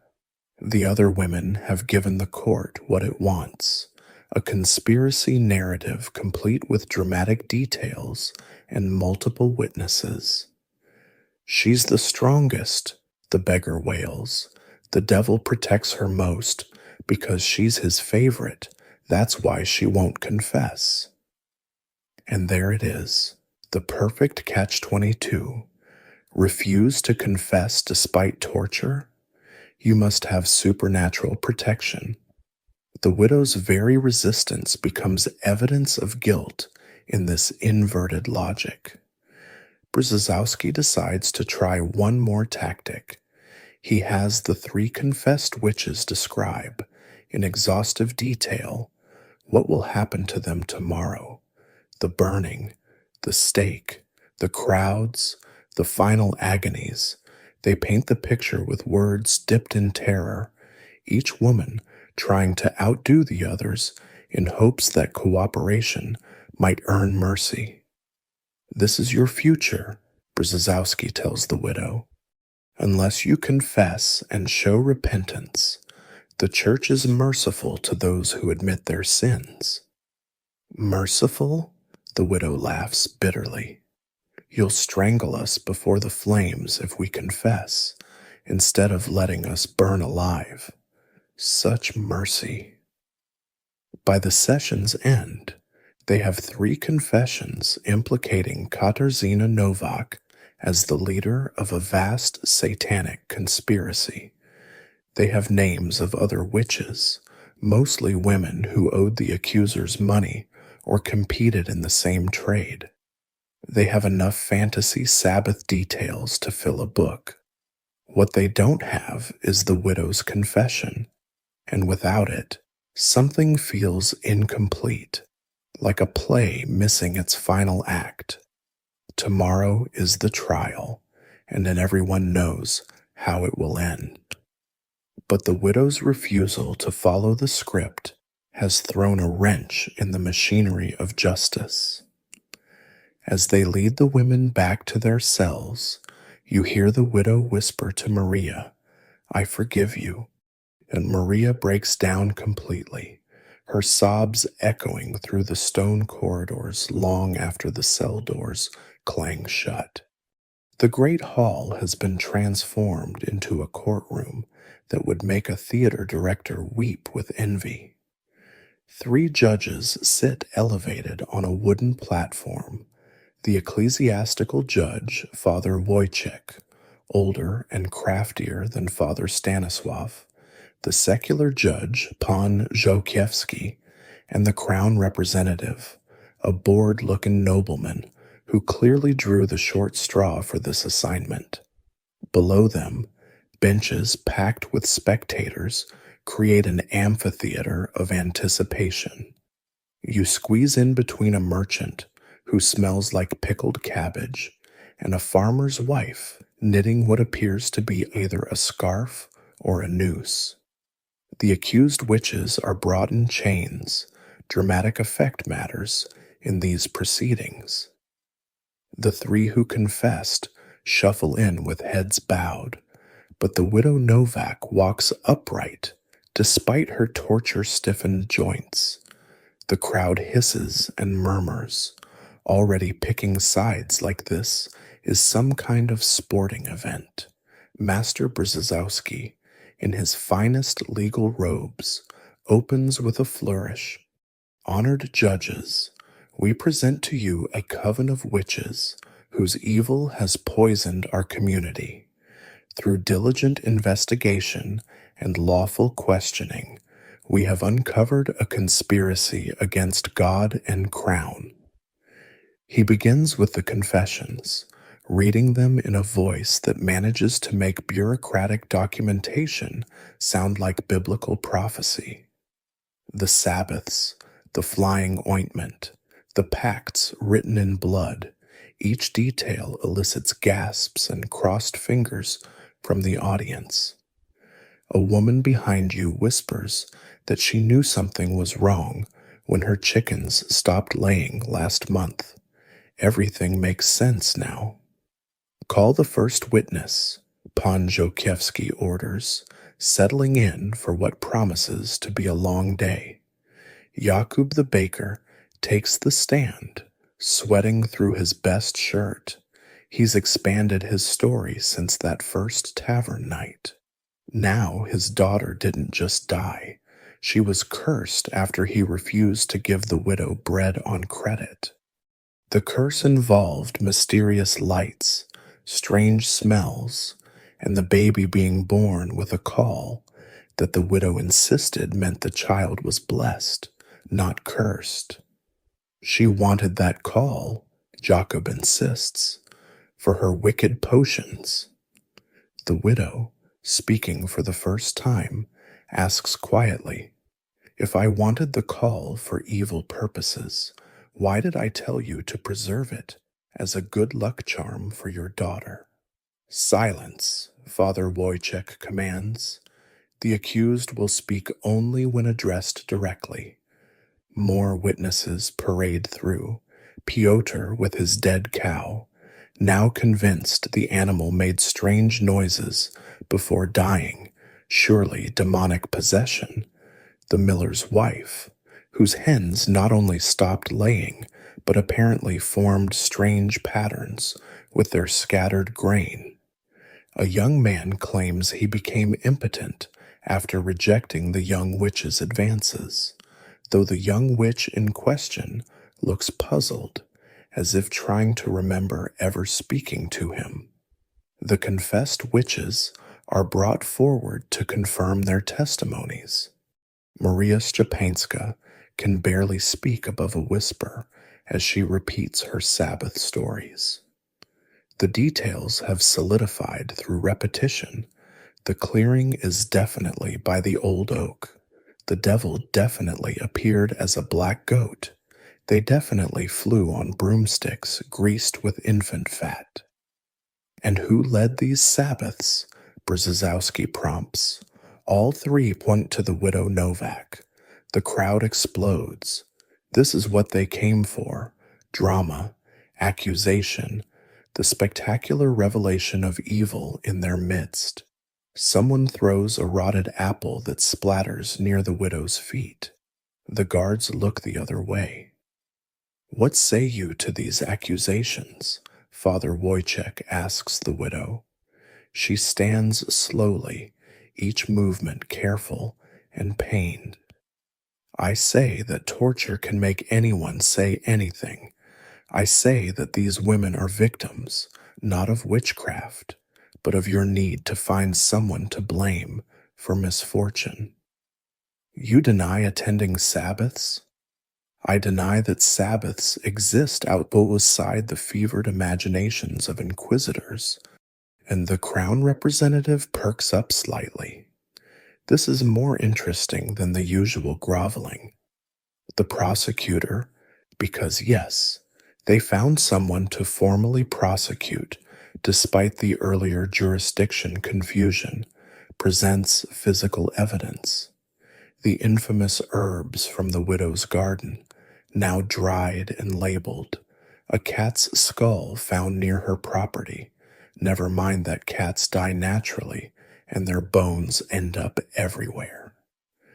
Most dramatically, a wax figure stuck with pins, discovered hidden in her cottage.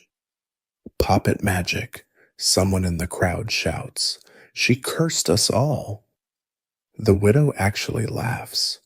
"That's a child's toy. My granddaughter made it years ago. The pins are holding the arms on." But nobody wants to hear about innocent explanations. The wax figure gets passed among the judges, who examine it with the seriousness of men studying a diplomatic treaty.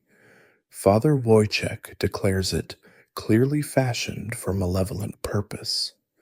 The trial continues for 6 hours. Witnesses multiply like mushrooms after rain.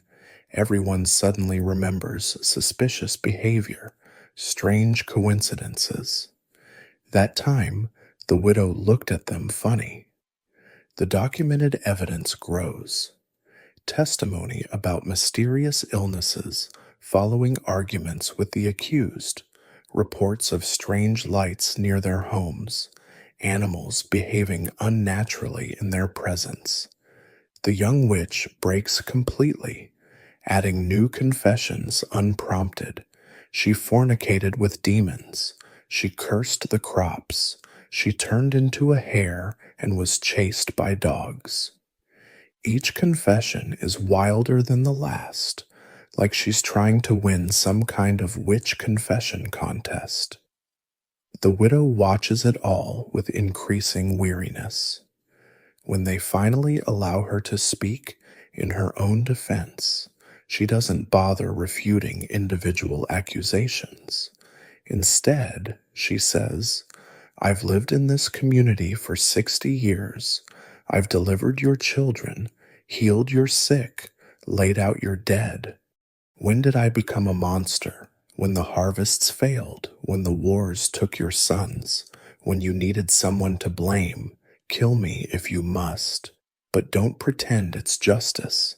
It's fear dressed in legal robes." The judges confer. The crowd holds its breath. Pan Żółkiewski looks uncomfortable. The widow's words hit close to home. The Crown representative seems to be calculating political implications. But Father Wojciech has the fervor of true belief. "The evidence is overwhelming," he declares. "Multiple confessions, witness testimony, physical proof of maleficium. We find all 4 accused guilty of witchcraft, heresy, and compact with Satan." The crowd erupts in celebration and horror. Justice has been served. Evil has been identified and will be purged. Tomorrow there will be a burning, and somehow that will make the crops grow better, and the wars stop, and the babies live. As they drag the witches away, you catch the widow's eye. She doesn't look afraid or angry, just tired.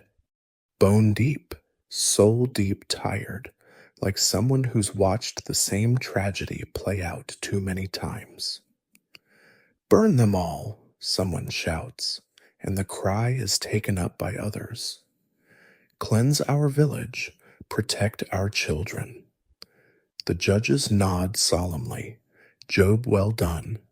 The trial has followed all proper procedures. The confessions were obtained legally, torture being legal. The evidence was presented fairly, if you ignore the torture-induced testimony and planted evidence. Justice has triumphed, if you define justice as finding witches, whether they exist or not. Tomorrow they burn, tonight. The village celebrates its victory over evil, never noticing that the only real evil in that courtroom wore legal robes and spoke in Latin. The courtroom transforms into an exhibition hall of the bizarre and terrible. They've arranged the evidence on long tables, like a marketplace of the macabre, dried herbs in labeled jars, the notorious wax poppet, various implements claimed to be instruments of witchcraft. You watch as townspeople file past, eager to see the tools of evil up close, to understand what they've been living alongside all these years without knowing. Master Brzezowski acts as tour guide, explaining each item with the enthusiasm of someone who's finally getting to show off his collection. "Observe," he says, lifting a jar of dried belladonna, the devil's cherry, used in flying ointments to allow witches their unholy transportation. A woman in the crowd asks how witches can fly if they're just using poison plants that cause hallucinations. Brzezowski glares at her until she shrinks back into the crowd. Questions that poke at the logic aren't welcome here. The star exhibit is a leather-bound book discovered hidden in Maria Szczepanska's cottage, not a grimoire of dark magic, but a midwife's journal recording births, deaths, and remedies. The fact that it's written in a cipher, actually just poor handwriting and abbreviated Latin medical terms, is presented as evidence of satanic communication. See how they hide their evil knowledge, Father Wojciech explains to a rapt audience.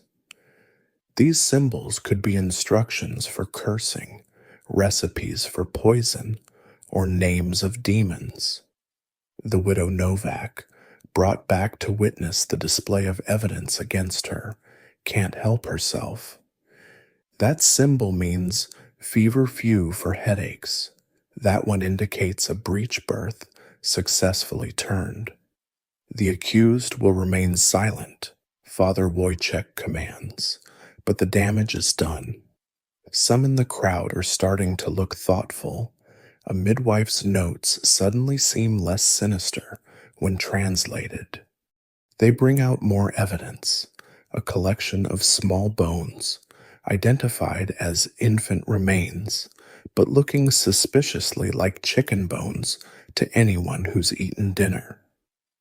Candles made from tallow, supposedly human fat, but smelling distinctly of sheep, and various ointments in clay pots that Brzezowski claims are flying salves, but which the local apothecary privately recognizes as standard remedies for joint pain. The most dramatic moment comes when they reveal the devil's marks on the accused. The women are forced to display the birthmarks, moles, and scars that supposedly prove their satanic allegiance. It's a humiliating medical exhibition disguised as legal evidence. The crowd presses closer, fascinated and horrified by these ordinary blemishes transformed into supernatural stigmata. Notice the placement, Father Wojciech instructs, pointing with a long stick like a demonic anatomy teacher, hidden where only the devil would look during their unholy coupling. And the young accused witch starts crying, trying to cover herself. The widow puts a protective arm around her, earning a sharp rebuke from the guards. You notice some women in the crowd looking uncomfortable. How many of them have similar marks on their own bodies? Then comes the testimony evidence. Written confessions read aloud with theatrical flair. The Sabbath descriptions grow more elaborate with each reading. They flew on broomsticks, yes, but also on goats, wolves, and enchanted distaffs. The devil appeared not just as a black goat, but as a handsome nobleman, an enormous toad, a tree that spoke with a human voice. The inconsistencies don't matter. If anything, they're taken as proof of Satan's shape-shifting powers. At these Sabbaths, Brzezowski reads from Maria's confession, we did feast on the flesh of unbaptized infants. Where did you get unbaptized infants in a village with mandatory baptism? The widow asks wearily. Stolen from neighboring parishes. Brzezowski responds without missing a beat, as if he's thought this through. The crown representative, who's been half asleep through most of this, suddenly pays attention when they present financial evidence. Properties owned by the accused, debts owed to them, small inheritances that will now revert to the crown. Ah, you think. Now we're getting to the real evidence, the kind measured in gold rather than gilt. They've saved the most spectacular evidence for last. A preserved bat in a jar, clearly the witch's familiar. A mandrake root carved to vaguely resemble a human figure, obviously an idol of Satan. And, most dramatically, a contract supposedly signed in blood. The contract is clearly a recent creation, the blood suspiciously fresh for an ancient pact. It promises the signatory powers over nature and man in exchange for eternal servitude to the Prince of Darkness. It's signed with an X, convenient for illiterate witches. Whose blood? The widow asks. The blood of innocence, Father Wojciech declares. It looks like pig's blood. I should know. I've drained enough pigs in my time. This earns her a slap from a guard. But again, she's planted a seed of doubt. Several farmers in the crowd nod unconsciously. It does look like pig's blood. The confessed witches are made to identify their signatures on the pact. Maria, barely conscious from her latest torture session, nods weakly. The young woman eagerly agrees it's hers, desperate to please. The beggar woman claims she signed it during a blackout caused by demonic possession, which is convenient for explaining why she doesn't remember doing it. And you? Father Wojciech asks the widow. Do you recognize your mark on this unholy document? I can write my name, she says with dignity. If I were going to sign a pact with Satan, I'd use my actual signature, not an X like some common criminal. And it's such a practical observation that several people in the crowd actually laugh before catching themselves. Laughing during a witch trial is probably not wise. As the evidence exhibition winds down, you notice the effect it's having on the crowd. Most are convinced, the sheer volume of proof overwhelming any logical objections. But a few look troubled. That midwife's journal could be their grandmother's recipe book. Those marks could be on their own skin. The line between witch and woman seems thinner than they'd like. Father Wojciech gives a closing speech about how this evidence reveals the vast conspiracy threatening their community. Evil walks among us, he intones, wearing familiar faces, hiding behind acts of false charity. Only through vigilance and holy justice can we protect ourselves. The widow gets the last word, though she's not supposed to. As they lead her away, she calls out, "The only evil I see is the willingness to torture and kill your neighbors rather than admit that sometimes bad things happen without anyone to blame." They hustle her out quickly, but her words hang in the air like smoke. Tomorrow's burning will proceed as scheduled. The evidence has been displayed, the guilt proclaimed, the sentences confirmed. But tonight, in quiet corners and whispered conversations, some people will wonder if they're about to burn 4 women for the crime of being vulnerable in difficult times. The evidence remains on display until morning, guards posted to prevent tampering, or perhaps to prevent closer examination that might reveal just how ordinary these instruments of evil really are. The judge's platform has been draped in black cloth for the pronouncement of sentence, because apparently regular wood isn't dramatic enough for condemning people to death. Father Wojciech, Pan Żółkiewski, and the crown representative sit like 3 ravens on a fence, shuffling papers and trying to look appropriately solemn. The packed hall falls silent as a bell tolls, Someone's idea of adding gravitas to judicial murder. You've managed to secure a spot near the front, close enough to see the judges' faces. Pan Żółkiewski looks like he hasn't slept, probably wrestling with whatever conscience nobles are allowed to have. The crown representative appears to be mentally calculating his travel expenses. Only Father Wojciech seems truly in his element, radiating the satisfaction of a man about to do God's work with fire. The four accused are brought in for the last time. The three who confessed stumble like broken dolls, held upright mostly by guards and whatever's left of their will to live. But the widow Novak still walks on her own, though you can see the effort it costs her. Her gray hair has gone completely white during her imprisonment, stress, torture, or just the rapid aging that comes from staring death in the face. The tribunal has deliberated, Father Wojciech announces, his voice carrying that special quality of someone who enjoys their job a little too much. We have weighed the evidence, considered the testimonies, and prayed for divine guidance. He pauses for effect. The crowd leans forward.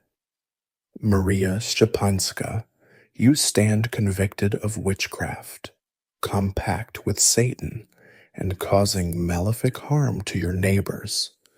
The sentence is death by burning. Maria sways but doesn't fall. She's probably been expecting this since the moment the shackles closed around her wrists.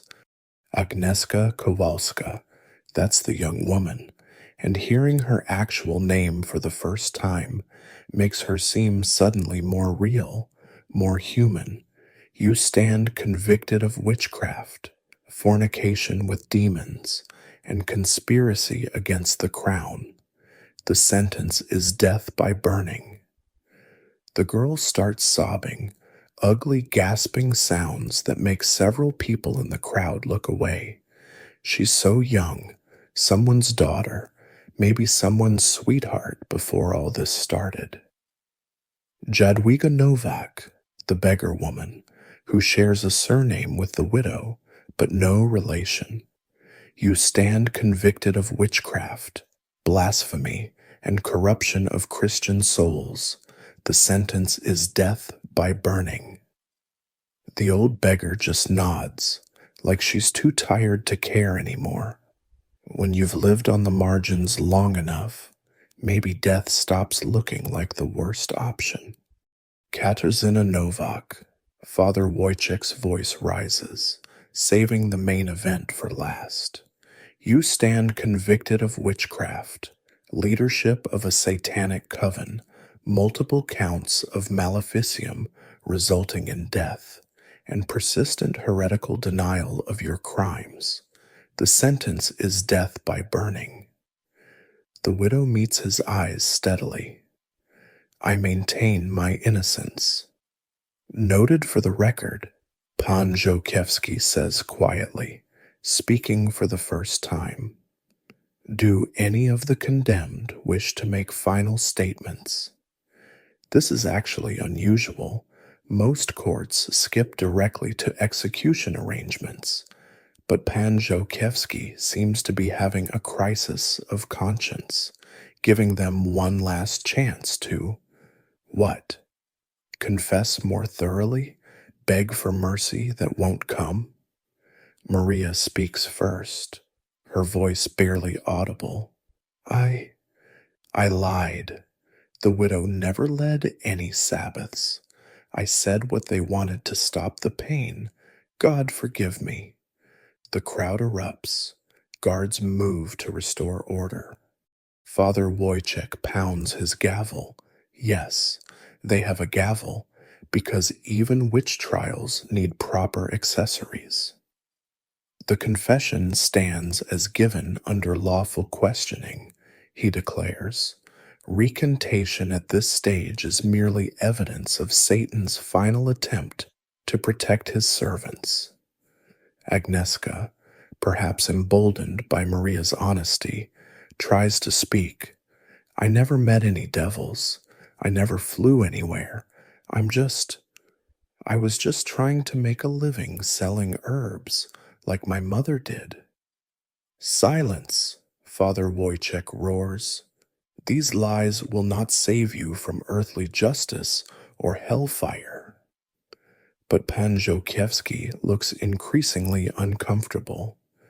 Perhaps, given these recantations, a delay for further investigation.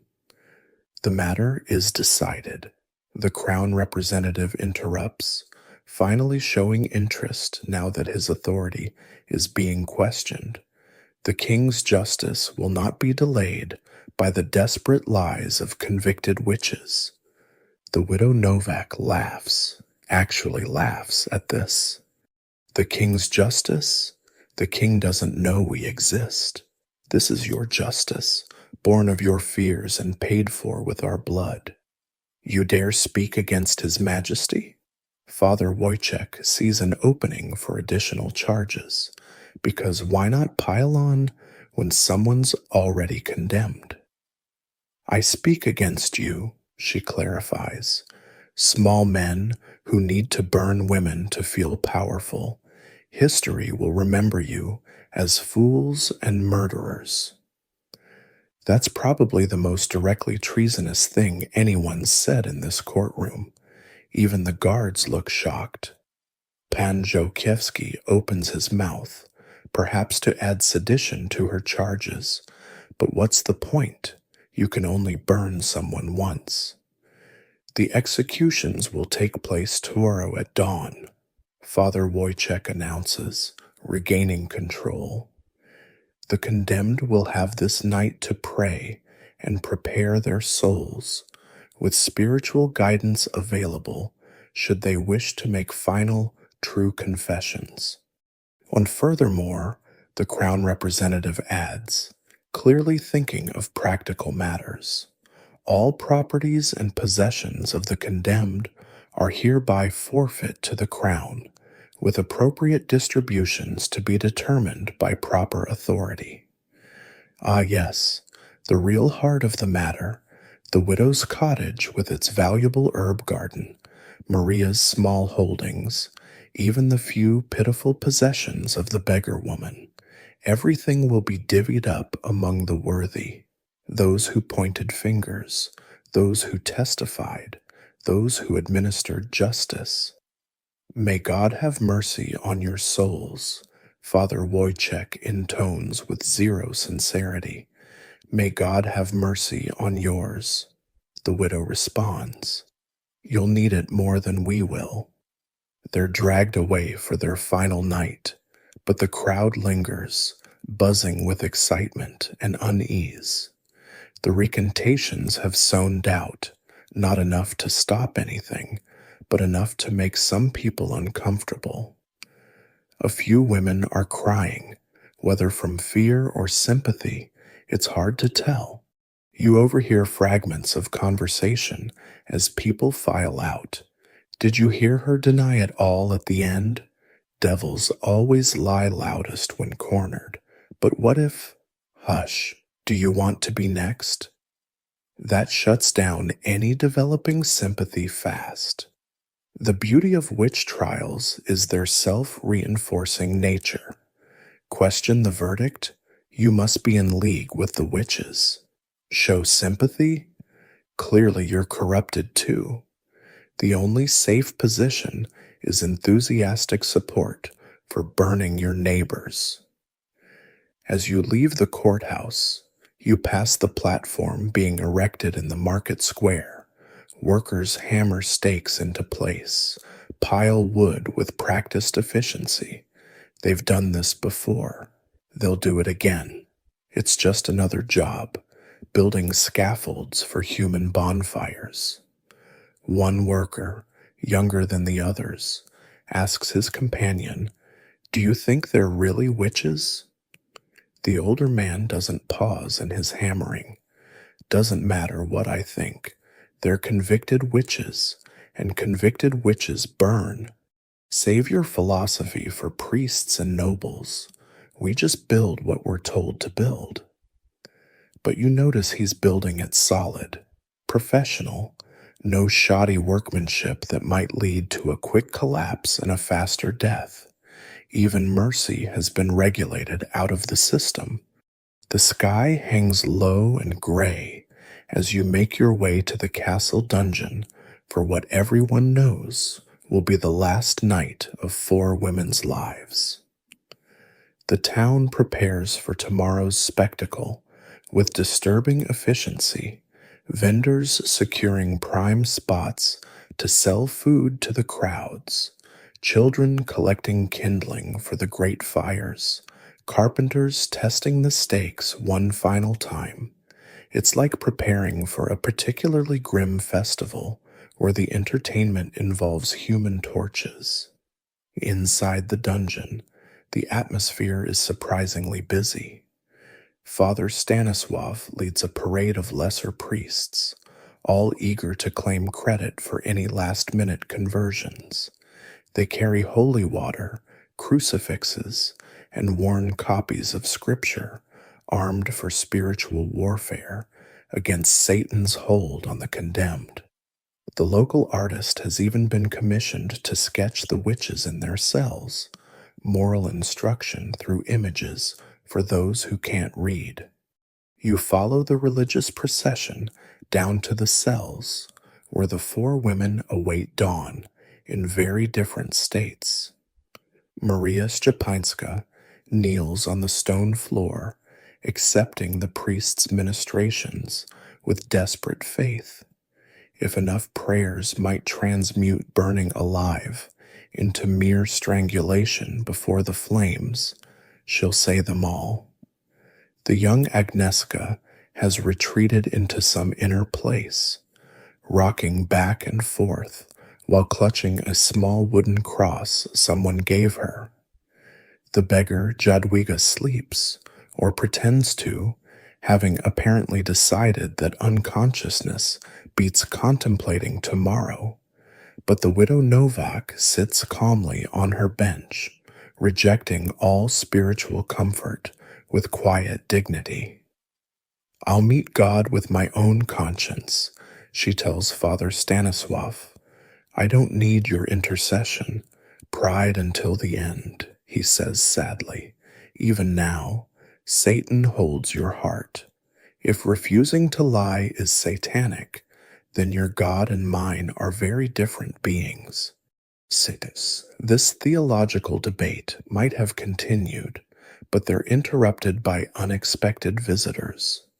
Pan Żółkiewski arrives with his legal advisor, Grzegorz, and, surprisingly, his wife, a formidable woman named Lady Małgorzata, who rarely involves herself in judicial matters. "I wish to speak with the condemned," she announces, and her tone suggests this isn't a request. Father Stanislav bristles. "The prisoners are preparing their souls. Then I'll help them prepare." She sweeps past him with the confidence of someone who outranks everyone present in both social standing and force of personality. What follows is one of those bizarre moments that make you realize how complicated these trials really are. Lady Małgorzata knew the widow Novak. She'd been attended by her during several difficult births. Now she kneels beside the condemned woman, takes her hands, and speaks quietly enough that you have to strain to hear. "I'm sorry," she says simply. "I should have spoken sooner." "Your husband is one of my judges," the widow replies. "Your speaking would have changed nothing." Still, Lady Małgorzata presses a small vial into the widow's hands. "For tomorrow, it will ease things." Poison, you wonder, or just strong spirits to dull the senses? Either way, it's more mercy than the system officially allows. The widow tucks it away with a grateful nod. Meanwhile, Grzegorz, the legal advisor, has produced documents because even final nights require paperwork, wills to be witnessed, property transfers to be signed, final statements to be recorded for posterity. The condemned must formally acknowledge their sentences and waive any claims to appeal. Not that appeals exist for witchcraft convictions, but bureaucracy loves its forms. Your mark here, he tells Maria, who can barely hold the quill. Her signature is a shaky X. And here you acknowledge the forfeiture of all properties to the crown, he continues, moving to Agnieszka. I have nothing, the girl says. You have a body, Grzegorz replies with bureaucratic brutality. After execution, it becomes property of the state unless claimed by family. Nobody will claim these bodies. Everyone knows it. Families of witches tend to develop urgent business in other towns around execution time. The midnight bell tolls, marking the halfway point of this final night. The priests intensify their efforts, practically competing to save souls. One young priest, barely older than Agnieszka, breaks down crying as he tries to offer her last rites. She ends up comforting him, which would be funny if it weren't so tragic. It's not your fault, she tells him. You're just doing what you were taught. But what if we're wrong? He whispers. An older priest quickly hustles him away before his doubts can spread. Questions like that are contagious, and tomorrow's burning needs to happen with clear consciences all around. The guards change shift, bringing news filtered from above. The pyres are ready, 4 stakes, enough wood to ensure complete combustion. Partial burning is considered unprofessional, and accelerants placed strategically to ensure the flames catch quickly. They've learned from experience. Wet wood or poor placement can lead to slow, smoky deaths that upset the crowd and make everyone look incompetent. Will there be a large crowd? Maria asks one guard, and you can't tell if she hopes for witnesses to her faith or fears the humiliation. Half the district's coming, he confirms. They're camping in the fields already. The widow laughs bitterly. Nothing brings people together like a good burning. As the night wears on, exhaustion takes its toll. Even the priests start flagging, their prayers becoming repetitive mumbles.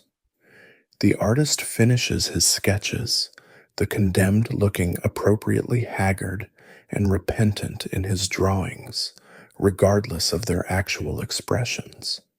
Around 3 a.m, something unexpected happens. A group of women arrive at the dungeon gates, former patients of the midwives, mothers whose children these women delivered, people who remember kindness before accusation. The guards initially refuse them entry, but Lady Malgorzata intervenes. They wish to pray with the condemned, she says. Surely that's permissible. And so the cells fill with quiet weeping, whispered thanks, and the kind of farewells that acknowledge what's being lost. These women remember when the widow Novak saved their lives, when Maria eased their labor pains, when even young Agnieszka brought herbs for their children's fevers. We'll remember, one woman promises the widow, not what they say you were, but what you really were. Remember carefully, the widow warns, or you might be next. As dawn approaches, that gray, reluctant dawn that seems to know what it's bringing, the final preparations begin. The condemned are offered rough shifts to wear for the execution, their own clothes being too good to waste on burning. They're given bread and water, though only Jadwiga eats with any appetite. Father Stanislav makes one last attempt at extracting proper confessions. Even now, God's mercy awaits those who truly repent. I repent, says the widow clearly, and everyone turns to stare. I repent not speaking out sooner against this madness. I repent staying silent when others were accused before me. I repent living in a world where men like you speak for God. Not quite the confession he was hoping for. The bell tolls 5 times. Soon they'll come to lead the condemned to the square. The night of preparation is ending, giving way to the day of execution. 4 women who were neighbors, healers, members of the community will become object lessons in the price of being different, difficult, or simply unlucky. But tonight, in these last hours, there's still people, still capable of kindness. Agnieszka sharing her bread with Jadwiga, still maintaining dignity, the widow refusing to beg, still hoping against hope, Maria praying for a miracle that won't come. Tomorrow they burn. Tonight, they're still human. The system hasn't taken that from them yet. The dawn sky looks like a fresh wound as you join the massive crowd flowing toward the market square. People have been arriving since before first light. Peasants from surrounding villages, merchants who've turned execution day into a business opportunity, even minor nobles who wouldn't normally mingle with commoners but make exceptions for quality entertainment. You estimate nearly 2,000 souls packed into a space meant for maybe half that, all craning for the best view of human suffering. The pyres stand ready, like terrible trees, 4 stakes driven deep into platforms of wood, bundles of straw and kindling arranged with an architect's precision. The executioner, wearing his traditional hood, despite everyone knowing it's Mikołaj the butcher's son, tests the chains one final time. Everything must work perfectly. A botched burning reflects poorly on everyone involved. You spot vendors selling everything from bread to crude woodcut prints of the witches flying on broomsticks. Children perch on their father's shoulders, eating honey cakes while waiting for the show. Some entrepreneurial soul is renting out wooden boxes to stand on for a better view. 2 groszy for the entire burning. What a bargain. The crowd parts as the procession appears. First come the town guards, pushing people back with the hafts of their halberds. Then the priests, chanting in Latin while swinging censers that do little to mask the smell of unwashed humanity and anticipatory fear. The judges follow in their finest robes, trying to look solemn rather than excited, and then the condemned. They've dressed them in rough white shifts, the color of penitence, though also conveniently flammable. Their heads have been shaved, supposedly to prevent their hair from being used in further witchcraft, but really to complete their dehumanization. Without their hair, they look vulnerable, almost childlike, which makes what's about to happen even more obscene. Maria stumbles, held upright by guards. The crowd jeers, throwing rotten vegetables despite official prohibitions against such behavior. Agnieszka walks in a daze, her lips moving in what might be prayer or might be madness. Jadwiga the beggar seems almost relieved, at least after today. Nothing more can be done to her. The widow Novak walks unassisted, back straight, eyes fixed on something beyond the crowd. When a tomato splatters across her chest, she doesn't flinch. The dignity she maintains makes some spectators uncomfortable. Witches are supposed to cower or curse, not walk to their deaths like martyrs. They reach the pyres. Each woman is chained to her stake by the executioner and his assistants, iron links wrapped around waists and ankles. Too loose and they might struggle free when the panic hits. Too tight and they'll die of constriction before the flames provide proper spectacle. It's a delicate balance. Father Wojciech steps forward for the final sermon, because what's an execution without a lengthy speech? Behold, he intones, gesturing to the chained women, the wages of sin. These servants of Satan chose darkness over light, evil over good.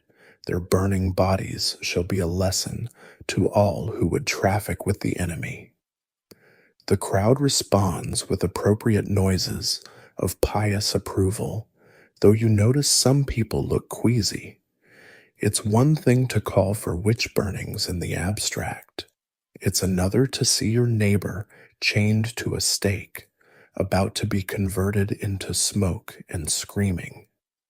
Do the condemned wish to make final statements? Pan Żółkiewski asks, following protocol. He looks like he'd rather be anywhere else. But duty is duty. Maria manages to speak, her voice carrying surprisingly well.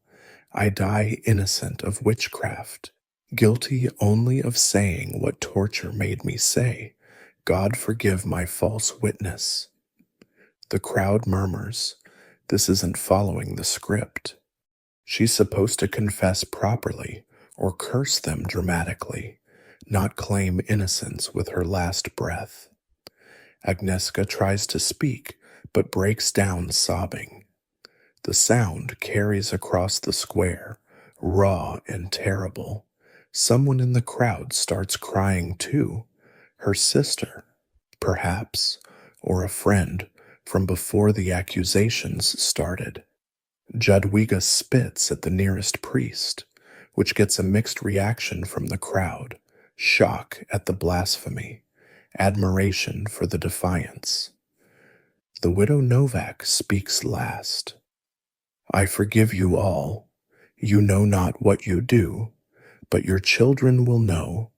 They'll know you burned healers and called it righteousness. History will judge you. Enough. Father Wojciech signals the executioner. Let divine justice be done. The executioner's assistants step forward with torches. This is the moment the crowd has been waiting for, the transformation of neighbors into object lessons, of women into warnings. They touch flame to the oil-soaked wood at the base of each pyre. The fire catches quickly, too quickly for some in the crowd who expected more buildup. Modern executions have become efficient. The flames raise up the carefully arranged kindling, reaching the women's feet within moments. Agnieszka screams first, a sound that cuts through the crowd's noise like a blade through silk. It's not a movie scream, not theatrical or brief. It's the sound of a human being discovering exactly how much pain a body can feel. Maria joins her, their voices creating a harmony from hell that makes several spectators vomit. Jadwiga curses steadily in a voice that rises with the flames, not supernatural curses, but very human, very specific condemnations of everyone from Father Wojciech to the vendor who's still selling meat pies to the crowd. The widow Novak remains silent longer than seems possible. When she finally cries out, it's wordless. primal, the sound of matter itself protesting its transformation. The dignity she maintained until the end makes her breaking all the more terrible. The smoke rises thick and black, wet wood mixed with the dry to prolong the burning. It carries the smell across the square, and despite the crowd's preparation, despite their certainty of righteousness, many turn away. Parents hurriedly remove children who moments ago were eager spectators. The festival atmosphere cracks like ice under spring sun, but not everyone looks away. Some watch with fierce satisfaction those who lost crops, children, livestock, and needed someone to blame. Others observe with professional interest, the priests noting details for future sermons, the judges confirming protocol was followed. A few watch with the horrible fascination of those witnessing something they know is wrong, but lack the courage to stop. The burning takes nearly an hour. Human bodies don't burn easily, despite the executioner's expertise. The screaming stops long before the fire does. Smoke inhalation, shock, the mercy of unconsciousness.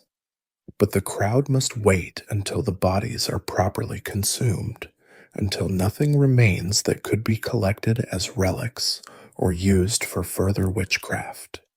When it's finally over, when 4 women have been reduced to charred bones and bitter ash, Father Wojciech leads the crowd in prayer.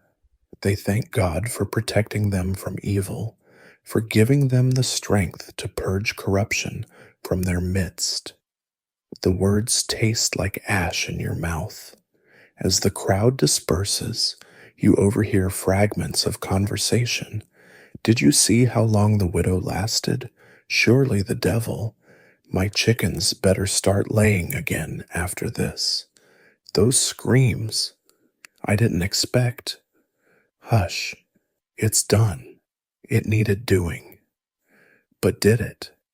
The question hangs in the smoky air as people return to their lives, trying to pretend that burning their neighbors was just another civic duty, like paying taxes or maintaining roads. The stakes will be removed tomorrow, the ashes scattered, the square returned to normal commerce, except nothing's normal anymore. The space where 4 women became smoke will remain marked, if not by monuments, then by memory. Every time someone's cow dies or crops fail, they'll remember this day and wonder if they've missed another witch. The cycle prepares to begin again. The sun climbs higher, indifferent to human cruelty, and you realize with sick certainty that this won't be the last burning. It's never the last burning, not until people stop needing witches to explain their misfortunes. The ashes have barely cooled when the vultures descend, legal vultures with proper documentation and righteous justification. You watch from the tavern window as officials inventory the widow Novak's cottage, cataloging herbs and books and a lifetime of healing knowledge that will be scattered to the wind or locked away as evidence of evil. Her neighbor, who testified about strange midnight activities, has already inquired about purchasing the property at a reduced rate. After all, who else would want a witch's house? The town feels different in the days following the burning. Quieter, but not peacefully so. It's the quiet of people avoiding eye contact, of conversations that stop when others approach, of a community digesting what it's done. The baker Jacob, whose dead daughter started this cascade of accusation, hasn't opened his shop in 3 days. Some say he's ill. Others whisper he can't stop seeing the widow's face in the flames. You attend the official distribution of confiscated property at the manor house. It's a grotesque auction where the lots include Maria's healing journals, sold to a merchant who'll probably resell them as curiosities. Agnieszka's few possessions, claimed by distant relatives who discovered their kinship only after her death, and even the beggar Jadwiga's ragged cloak, who knew she owned anything worth taking. Pan Żółkiewski presides over this division of spoils with visible discomfort. His wife, Lady Małgorzata, notably absent, has taken to her bed with an illness everyone politely avoids naming. Guilt, perhaps, has physical symptoms. The crown takes its rightful portion, the clerk announces, with remaining assets distributed according to law and custom. The law and custom, it turns out, favor those who participated in the trial. Witnesses receive small rewards. The judges take their fees. Even Casper the torturer gets paid from the estates of those he helped convict. It's blood money laundered through bureaucracy, but nobody calls it that. Father Stanisław uses his portion of the widow's library to establish what he calls a collection of infernal studies, books on herbs and healing that he'll cite in future sermons as examples of dangerous knowledge. The irony that this knowledge saved lives for 40 years is lost on him, or perhaps just inconvenient to acknowledge. But the real aftermath isn't in property distribution, it's in the living consequences of manufactured fear. Young women avoid gathering herbs, even for cooking, lest someone see and remember. Midwives refuse difficult cases rather than risk blame if something goes wrong. When old Stanisław, different Stanisław, the name's as common as dirt here, develops a fever, his family travels 2 villages over for help rather than consult anyone local who might know healing. The executions have created a knowledge vacuum, and people suffer for it. A child dies of an ailment the widow Novak could have treated with simple herbs. A woman bleeds to death in childbirth because the midwives who might have saved her are ash on the wind. The community has burned its healers and must now live with the consequences. You notice other changes too.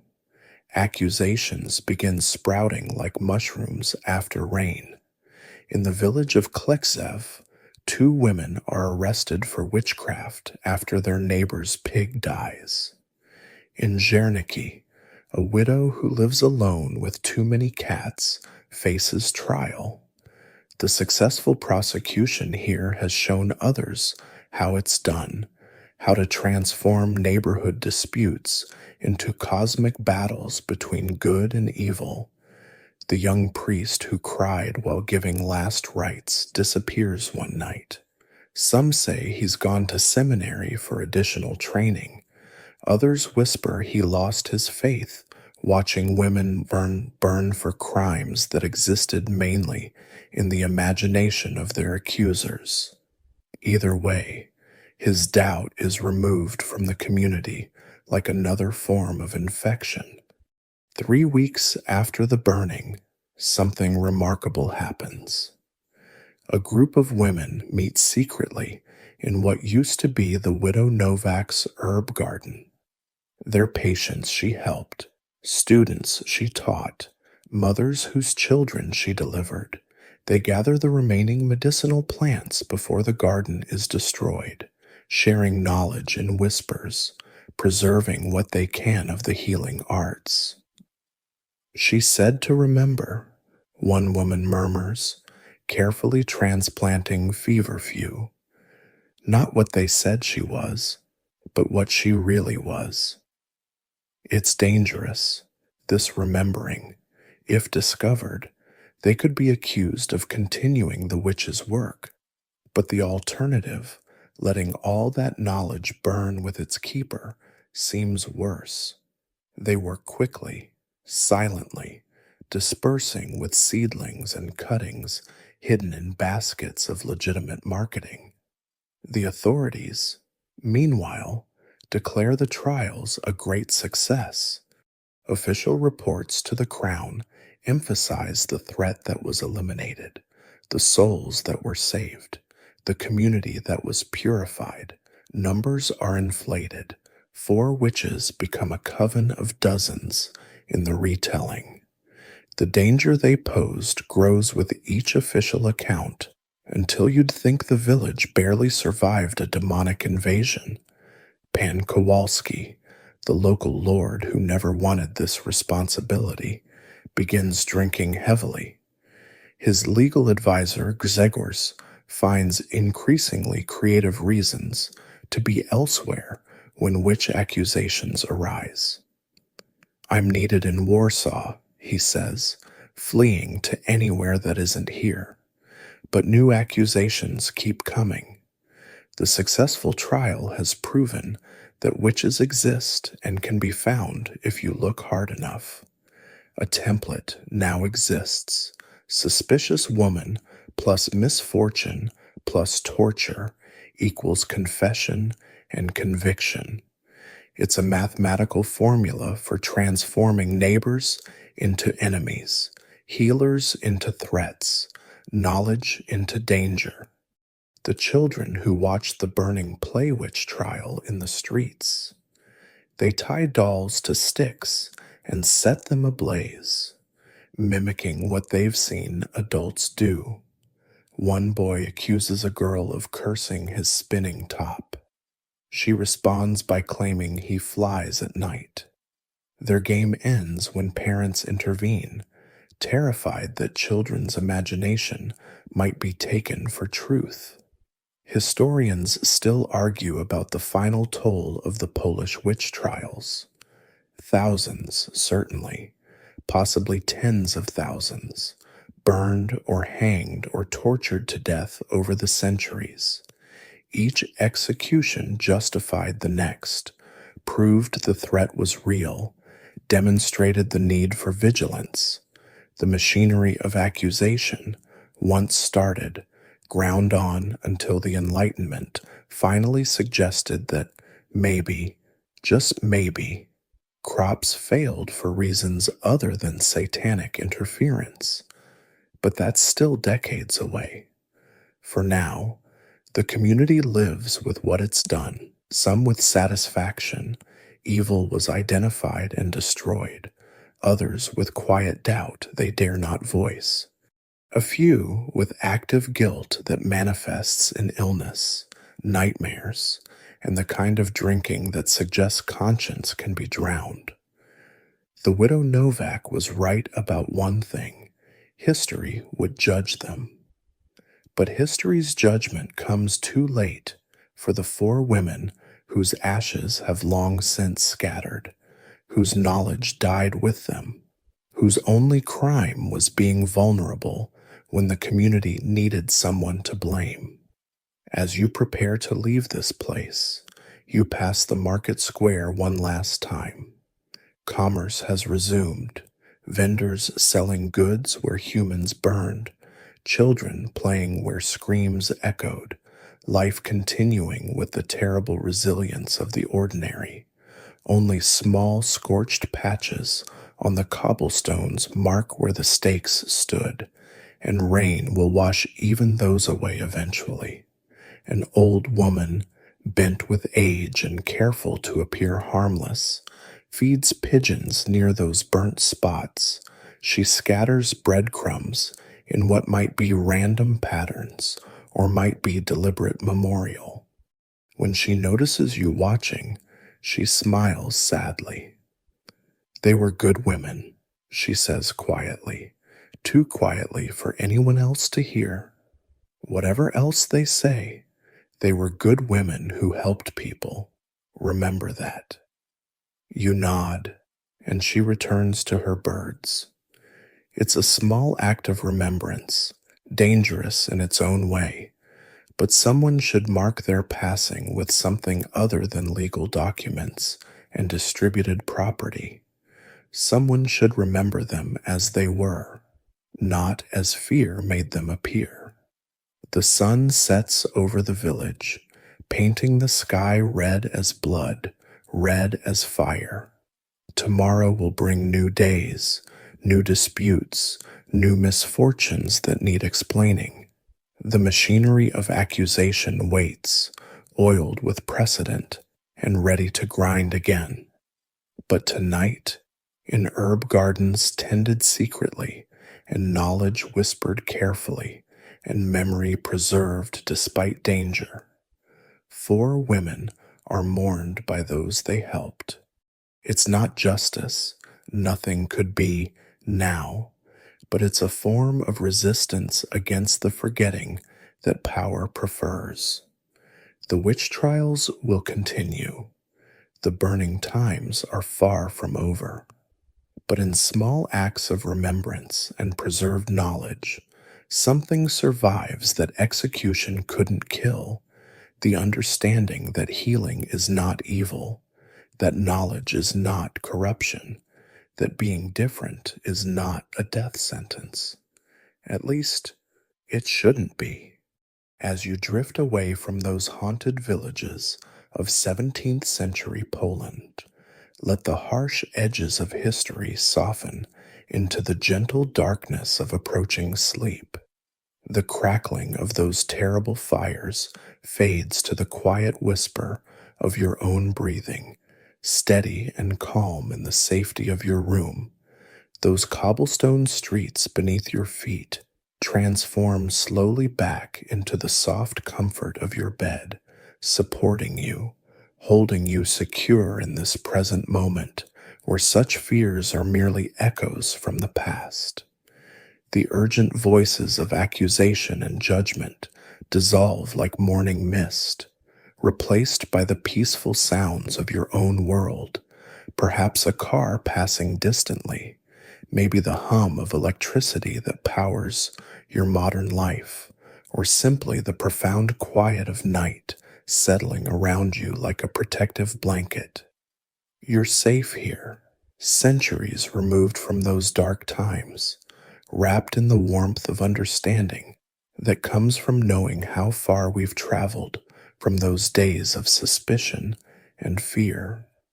Let your breathing deepen naturally, each exhale releasing any lingering tension from the story, each inhale drawing in the tranquility of your own space. The weight of history lifts from your shoulders like a heavy cloak falling away, leaving you feeling lighter, floating gently on the currents of approaching dreams. Those narrow dungeon walls expand outward into the infinite comfort of rest, and the stone floors become clouds beneath you, soft and yielding. The faces from our story, both the accused and the accusers, fade now into the tapestry of the past where they belong, their struggles preserved in memory, but no longer pressing upon your consciousness. You've witnessed their story, honored their memory, and now you can let them rest as you yourself sink deeper into the welcoming embrace of sleep. The candles of that distant time blow out one by one, replaced by the gentle darkness behind your eyelids, a darkness that promises rest and restoration. Your body knows this journey well, the gradual descent from waking to sleeping, from awareness to dreams. Trust in that ancient rhythm as old as humanity itself, more reliable than any testimony, more comforting than any verdict. You are safe, you are warm, you are exactly where you need to be. Drifting now on gentle currents toward morning, carried by the quiet knowledge that tomorrow brings new light, new possibilities, new mercies. Sleep comes as a friend tonight, wrapping around you like the softest cloak, carrying you far from those troubled times into the peaceful realm where history holds no pain, only lessons learned and wisdom gained. Rest now, and let the story settle into its proper place, a tale told and completed, a chapter closed, a gentle reminder of how precious are the freedoms we wake to each new day. Sweet dreams, dear listener. May your sleep be deep and your waking gentle, and may you always remember that knowledge brings light, understanding brings peace, and compassion conquers fear.